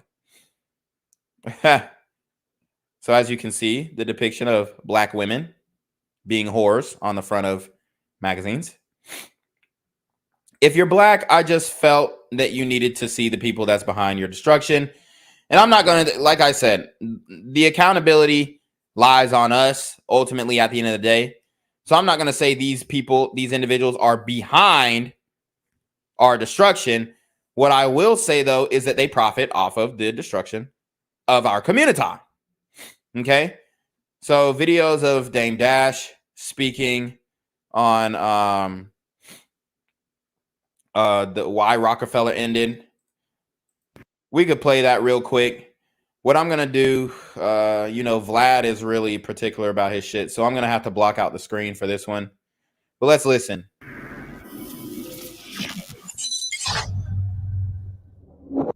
My beef was with Lior because I think he's a fake CEO, and I think he's fronting on my culture, but he can't front on anybody else. And I'm calling him out publicly, and I want him to stop trying to rape my culture. Go make some money with some other people. Like, stop having your agenda be hip-hop. Like when Joey was like, our agenda to open up Asylum was to go. It didn't say nothing about going to get no rock and roll. It was go to get people that they don't even care about and make money from them. Yeah, just get money in their culture. Let them do it. Let's let the violence stay there. Let's benefit from the violence and not bring in, like, you know what I mean? It was like they have people that their job is to create beef so that they can monetize it. Pause. but they don't let their culture feel it. But they make money. And I don't know if that was a plausible offense, but what I will say though is you have to understand that there was already destruction going on in the community. That's why I can't give the small hats the whole onus when it comes to this. It looks like they're just it's the reality. They're just fucking smarter than us. I mean, if we were smart, we'd be profiting off of it too. Okay? Which some of us are. All right? As you can see, Yo Gotti, a music executive who's also signed to a larger, I think he's signed to 300 as well. So he's a Leor Cohen puppet. But it's a lot of stuff going on, guys. From it, and they can't make any money or get any respect in their culture. That's why they're in our culture. Because the minute that they were allowed to be there, they would go, but they just can't. The question should be, why don't you do something besides rap? And if you are all into rap, what have you done to give back to the community? I didn't know why that wasn't asked. Those were the questions that I was like, damn, if you're going to cross me, Combat Jack, Reggie Osei, ask some good questions. It almost looked like it was scripted. But, it is what it is. It's a perfect example of what they always do to us. They always try to, offer some paper bag of money or whatever it is, whatever selfish agenda, which is the test, and then have us divide so they can benefit and take the fight off of them and put the focus on them. Never had a beef with Jay. Always with Leor and his whole crew. He's the one that ruined Rockefeller, Leor Cohen. So you heard what he said. Leor Cohen ruined Rockefeller. That's pretty much all we need to know. Let's get another clip of Leor Cohen here to show you guys. He has an apathetic attitude to the destruction that's going on in the community, for sure. If anything else, let's see. Let me just switch this up real quick. All right, so I think this is a video of him kind of encouraging people to make murder, death, kill. If I'm not mistaken, let's watch. I understand that you're shy and you don't like doing it, but the fact of the matter is your fans actually want to hear from you. Yep. So you hear he's talking to Young Thug. He's talking to Young Thug. I understand you're shy and you don't like doing it, but your fans want to hear this from you. But we're not gonna I don't need to. all the We time, do. though, because you still want him to be have a mystique about him. Yes. You Yeah. still want him to be I don't want everybody just to know. We know. No. You're going to keep them guessing, but we're going to take advantage of the fact that they have huge listenership, and we're going to communicate to them. And where is Young Thug now? Where is Young Thug now? Somebody please tell me. The imagery that they put in rap music. It's blatant satanic imagery. Them that Slime Season 3 is about to come, and then iTunes is about to come. This year I want 10 #1 singles. 10? If you don't freestyle and you actually work on the singles and record great choruses and develop your songs, yes. You just record so many songs and leave them like little orphans out there. So as you can see, he's basically telling him to finish his music. It looks like he's trying to motivate Young Thug to finish songs, because you can tell Young Thug just goes in the booth, gets high, and then just starts spitting some bullshit and freestyling, like Leor said. He's like, write some shit down, bruh. Perfect your craft. Okay? Yeah. You have to come back to them. No, I don't. And yes, you do. Hell no. You got the critics come back to them. Follow the. So as you can see, nothing necessarily nefarious in that video. But what you guys got to understand is that this one is wild too. All right, let's see. This is the reality of the situation. As a matter of fact, Jimmy Iovine actually really got Chief Keef brought Chief Keef under his wing. Oh yeah, and my girl was asking me, "Oh, where's the proof that that Chance the Rapper is a Masonic puppet?" Well, I've got the proof right here. She was like, Chance the Rapper is independent. I'm like, no, the fuck he's not. No major rapper is independent. So as you guys can see, these are the images that Chief Keef were promoting. This was like 2010, between 2010 2013. As you can see, this is how these niggas pointing guns at the camera, pointing guns at their head. Like I told you guys, Rick Rubin in the car with Pusha T and Malice, aka No Malice. Now he has denounced his hip hop name, just like Designer has done. Doug Morris, the president of Sony, with Ronald Slim Williams from Cash Money Records. So he was Slim, who actually was shot and killed. They have put out a lot of songs that were destructive to the black community. So as you can see, they're talking about a weak handshake between Joey Manda and Nas, as if he didn't want to shake his hand fully. I don't know. That might be a reach. This another rapper. I forgot his name, but he's an ignorant fuck. He's ignorant as shit. Todd Moskowitz, as you guys can see, this dude, like on his Instagram, he just be doing ignorant shit. I forgot his name though. Rick Ross, as you can see, holding guns with Gucci Mane and them. So boom, Leo Cohen again, T.I., Jay-Z, Rick Ross, Young Thug, throwing up. What is this sign? What is this? What does that mean? I was under the impression that that was supposed to be the white power sign, right? White supremacists are now throwing up the white power sign. The circle stands for P and the three fingers stand for W, right? But nobody's checking Leo Cohen for throwing this sign up, which we know it's not a white power sign. This isn't a white power sign. This is a Masonic symbol, a satanic symbol. Here we go. Again. All right, as you can see, throwing it up again. Okay. All right. That's the game. So, I mean, was Kanye right or was he right? Respectfully. Like I said, we don't promote any hate speech. We don't hate any group, any culture, whatnot.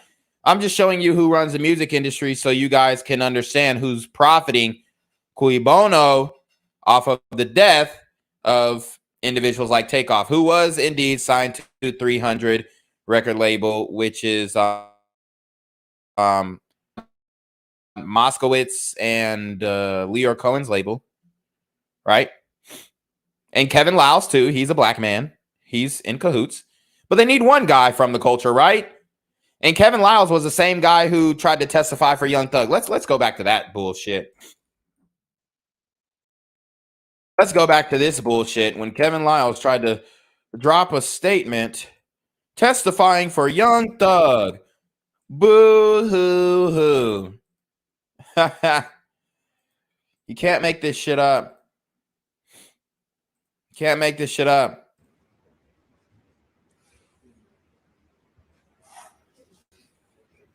Your Honor, I'd like to proffer the next person then. Okay, who's your proffer? Your Honor, she would like to be identified MOND. I have a video of her, a news video if you want to. And a proffer is just a statement, a written statement, or a given statement from a witness. See it, but in the sake of time, but we have that if you want to see it. She is, she was raised on Cleveland Avenue. She lost her child, her son, to gun violence. He was murdered. She heads a team to stop gun violence. She is partnered with Trayvon Martin's mother, Breonna Taylor's mother, and unfortunately, countless other persons known and unknown who've lost family members to violence. And Mr. Jeffrey Williams, she would testify as instrumental with trying to stop gun violence and trying to. Wow. So you have, and this is why the activist bullshit doesn't work, because the activists who are out here are literally saying that the rappers who are calling hits on black men and women, the rappers who are calling hits, she's saying, oh, they're also instrumental in stopping gun violence. Yeah, because they're the ones doing it. So they can give the yes, the okay, or the no-K, okay? So these rappers are giving the okay and the no-K, and they have these activists fooled. They have these activists fooled, these impressionable, emotional, sensitive, traumatized activists fooled to thinking that they're the ones who are trying to stop the violence.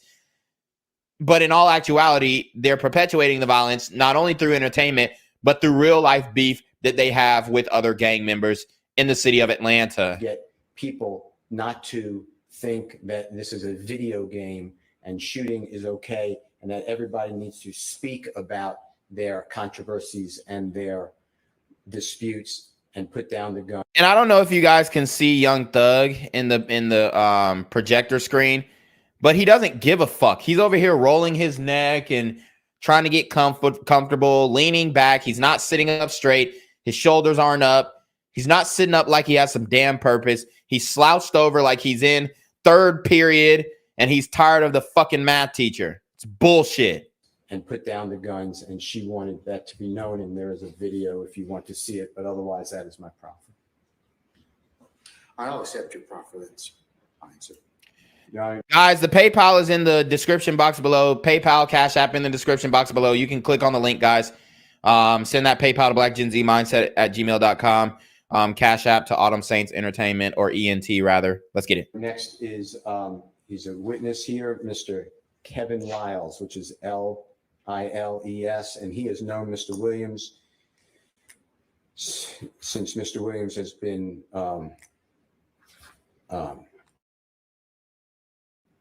just an adult, and we'd like him to come and talk about the factors for bond. He is with the record label, Your Honor, and he's with the record label. An executive at 300 Entertainment is going to come into Young Thug's defense. And guys, I just want to show you Young Thug's attorney. All right. I want to show you the guy who is defending Young Thug. All right. Oh God, here we go. So the attorney that is defending Young Thug is none other than Brian Steele from the Steele Law Firm. Now, I mean, this is his attorney, okay? His attorney. He has a very peculiar last name, okay? Very peculiar last name. All right. Georgia's most successful criminal appellate attorney. All right, guys. So Brian Steele, this is his attorney. The verdict is not out on him yet, but we can 100% guarantee that he works alongside the music industry. He works alongside the music industry. Okay. I'm trying to see if Brian Steele is a small hat. Not sure. But we'll keep looking. Come here to give testimony on behalf of Mr. Williams, and he flew here from, he was out of state. He lives in New York, but I don't know where he flew here from. All right, where's Mr. Lyles? He is right here, Your Honor. All right, Mr. Lyles, good afternoon, sir. If you can please approach the witness stand once you get there, be so kind to turn and face Deputy Talk and be sworn as witness.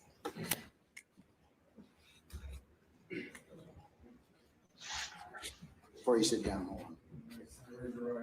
You swear in front of the testimony in court, truth, the whole truth, nothing but the truth, so help you. I can take your seat.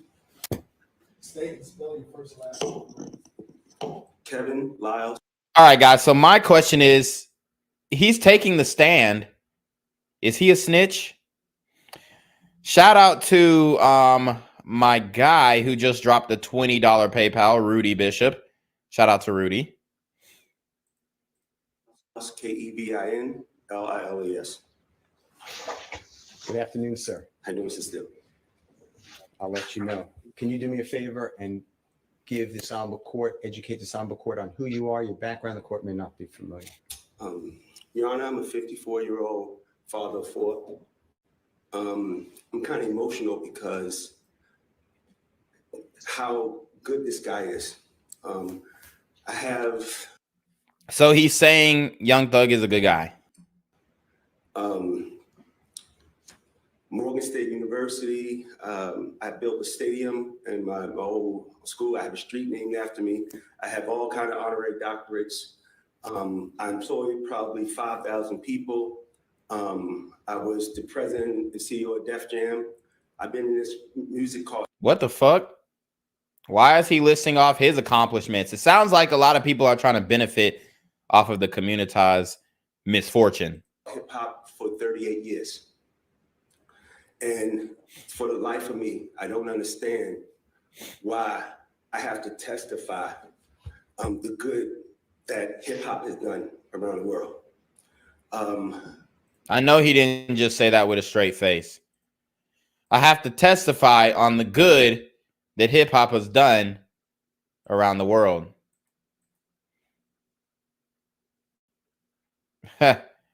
He can't be serious. I've also started a company with Jeffrey called Young Stoner Life. And I remember. So after, Lord have mercy, after he says, oh, well, the good that hip hop has done, he then goes on to say, oh, I founded a record label called Young Stoner Life, which if you guys don't know, stoner means to be a weed addict. I mean, although I love my ganja, it's it's just wild that he's sitting here saying this in a court of law when marijuana is illegal in the state of Georgia. What he said to me, we're not just starting a company, we're going to change some lives. And that's what he's done. And he's definitely changed mine. Mr. Lyles. And yes, he changed your life because you, Moskowitz, Cohen are able to profit off of the destruction that he's leaving behind. How long have you known Mr. Williams? I was a fan for probably 12 years, but I personally got to know him over the last 10 years. Okay. And 10 years is the time that, so he was a fan for 12 years. He listened to Young Thug for 2 years, then ended up signing him. And now he's known him for 10 years. And they said that Young Thug's criminal history and the influence of the YSL gang that got caught up in the RICO charge have been furthering their mission through gang violence for 10 years. That's what Fannie Willis, the district attorney, said. Have you signed, or your company signed Mr. Williams? Yes, he signed to us. And I hate to say that he signed to us because it's my partner, but we have two. You heard what he said. He signed to us, but I hate to say he signed to us because he's my partner. We all know Young Thug is not a fucking partner in this. He is a puppet. Two deals. One deal is a deal for him as an artist, solo artist, and the other deal is for Young Stoner Life.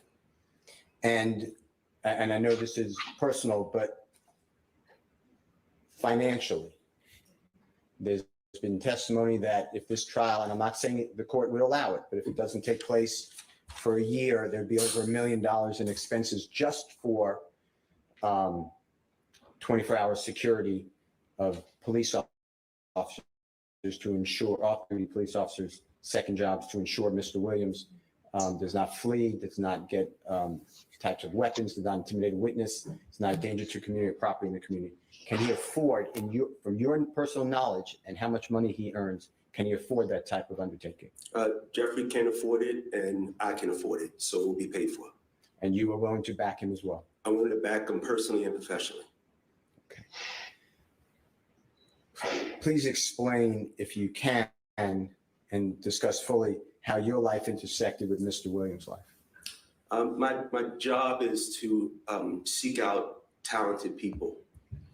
And here, listen up. I think God brought us together in a very weird way.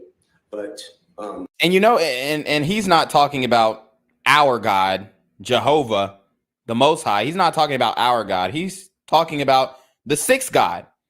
He's talking about the God in this thumbnail, the God of the underworld. Oh, so God works in mysterious ways and he brings, you know, unconventional people together. No, sir. We know that the music industry is devilish and promotes satanic morals. I think we were meant to be together. Jeffrey is not just an artist. He's an influencer. He is a person that I think was put here to change the people around him. And he's so talented. He's creative, he's innovative, and he's fearless. He's a risk taker. And those kind of people, I call them change agents. He's fearless. He's a risk taker. Yeah, I'm sure it's very easy to be fearless when you're off a pint of lean and you can't feel your fucking toes. I'm not signing this artist. I'm raising a young man. He looks at me as... Jay Lou says Brian Steele is an honor roll member of the Small Hat Foundation of Greater Atlanta. So there you have it, guys. A father figure. He's not, like I said, we can't limit it to just his lyrics or his music. He's a young man and he will be a contributing citizen to this world. And that's what I invest in. And I truly believe this whole thing that people are talking about, it's not him. The Jeffrey I know give me clothes off his back. The Jeffrey I know, I can give him my kids, he can give me his kids. That's the Jeffrey I know. You mentioned lyrics. What the fuck? You would let Young Thug babysit your children? Huh. CPS need to be knocking at this nigga's dough. There's been a lot of argument by the prosecution about the lyrics in songs. Can you explain, if you have the insight, what is selling in the rap industry dealing with the lyrics, and why are they being promoted, and why are people wanting it? Your Honor, you've I don't know how old you are, but you know, older than you. So I've been fighting this battle for over 40 years. It's not new. And the reason why he's fighting this battle to not allow lyrics to be used in the courtroom is not because he cares so much about black people. Oh no. It's because it hurts him financially to lose artists to prison. Not so much to death because they got that insurance kickback, but it hurts to lose artists to prison. It's funny how we're the #1 music in the world now, and they want to bring this back up. Now, we don't argue about any other movies or other genres of music that talk about I ran them over in my truck, or What the fuck is he talking about? I ran them over in my truck. I got drunk and I went and shot him. We don't bring those things to court. But quote unquote, our music, we've been on trial. And we constantly on trial about who we are, what we are, and why we're. And nobody gave us nothing. So we sit here on trial, we talk about lyrics. Lyrics, I don't understand the thing, but I'm gonna be here and I'm gonna keep fighting for it because I believe self-expression. And I believe we should protect Black art. We should protect Black art. And I'm on trial for lyrics. Come on, man. With regards to Mr. Williams, and the court may not be familiar, where does he rank in, if there is such a ranking, in the music industry? Objection, Judge, that's not relevant to anything. Shows his employment status, it's part of the Ayala factors, and whether the record company is going to continue to back him. I think you've already established that through the witness. released because we were used to potentially be on alternative release. Okay. You understand that Mr. Williams was charged in 2018 in DeKalb County with a offense of involving, he was riding in a car with two other people, and there was a gun and a small amount of drugs in the car. Are you familiar with what I'm talking about? Yes. Okay, and you know that case, it's still pending, believe it or not, but it went up to the appellate court. I don't know, are you familiar with all that? Yes. Everything was suppressed by the Honorable Superior Court judge in another county, and then the state appeal got reversed and it's pending. You're aware about it? Yes. Okay. So Mr. Williams is actually on bond for that case. Okay. The allegation also entails the fact that when Mr. Williams was arrested at the home here in Atlanta, a search warrant was then executed at that home, and there were multiple firearms. One firearm is allegedly illegal. It turned into like a machine gun. And there was supposedly about 2 pounds of marijuana and some items in, looks like an energy drink, but it supposedly contains either Schedule 2, 3, or 4 drugs in it, codeine, supposedly. You're familiar with that? I read it. Okay. Understanding all those facts, the DeKalb County case, current bond, and the search of the home, you're also aware that many other people were in that house at the time of the search warrant, right? Yes. Okay. I'd like to ask you the following questions in addition to the fact that we are charging 2 counts in this current indictment. You're familiar with the RICO conspiracy and the gang count? Okay. On your oath, would you be willing to back with your own personal property and wealth, or as well as your own company's personal property and wealth, the bond for Mr. Williams if the Honorable Court wanted a high bond? Objection, Judge. It's ask and answer. The witness actually has already stated that, and I very Yeah, he already said he I very clearly heard the he gentleman put up say- his own and his company's resources. So I'll stand the objection. Would you be willing, okay, if it's the same question, I apologize, but I thought it's a different question. You have to understand that you would, if the court wanted to, you would lose that wealth if Mr. Williams violated condition of bond. I mean, it's not just go on bond when Mr. Williams in custody, you're released. The court could have you signed as a co-signer on that bond, and you would actually have a lien against your wealth if Mr. Williams violated condition of bond. Are you still willing to do that? Like a son to me, yes. Okay, without hesitation. Wow. This is insane. A damn glorified babysitter. He's willing to put up his own personal property or the company's property. I mean, they got the money for sure, but I mean, this is wild.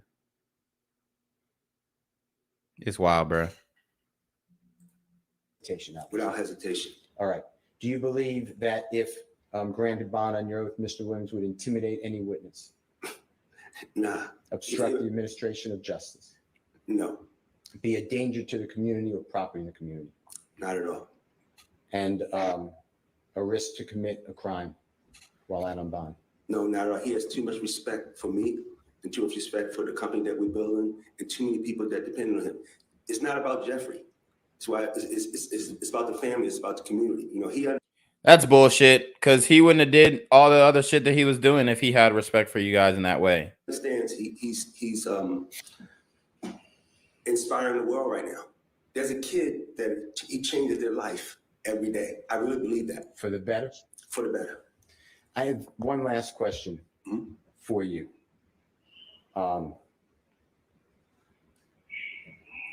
If this honorable court granted bond, but it was very, very restricted. Mr. Williams is not coming out to studios. He's not doing videos. Speaking with him may be curtailed. Is your record label still willing to keep him as a vibrant member of SIN? That's my partner. And just for the court's edification, I think you just said, but Mr. Williams not only an artist, he's an owner of the company, right? He's a businessman. I told him hip hop has given him a way to be an entrepreneur. a way to empower people, a way to educate people. And he has a responsibility. He knows that with this success comes responsibility. And we made a commitment to each other that we're going to do this for the rest of our life. I want to thank you so much. Thank you, Your Honor. Hold on 1 second. State any questions? No questions. Okay. All right. Oh, there you have it, guys. So the music executives that run the hip hop industry, the talking heads for this debauchery that's going on, Kevin Liles. So I'm tapped out. RIP to TAKEOFF. RIP to TAKEOFF. Shot in the head and the chest, according to the coroner. And he will be truly missed. But like I said, we've got to end the hypocrisy in the community. We've got to end the buffoonery. Otherwise, it's going to keep going. Guys, make sure you check me out, Black Gen Z Mindset. I think my suspension ends tomorrow, so I might do a live stream then. Check out my backup channel, BGZM News 17, if you're watching on Twitter, Facebook, Quarantino Delgado, Reclaim Your Throne, or Rumble.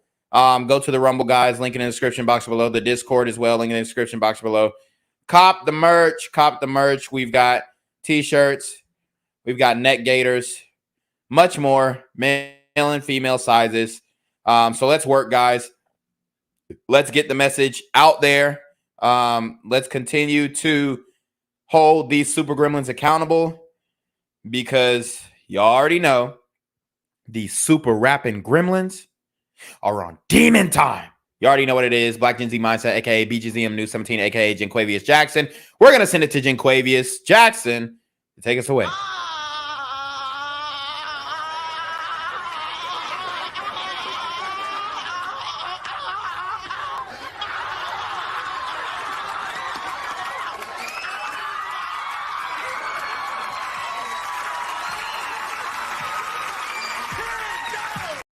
I'm here on the corner of MLK and Medgar Evers, and it's a very tranquil scene compared to just a couple hours ago where a drive-by shooting just took place. Excuse me, I'm getting live updates as we speak. I've just been updated to the amount of casualties from this drive-by shooting, and I'm getting reports that 2 people were actually declared deceased and 27 others were shot and injured but are in stable condition.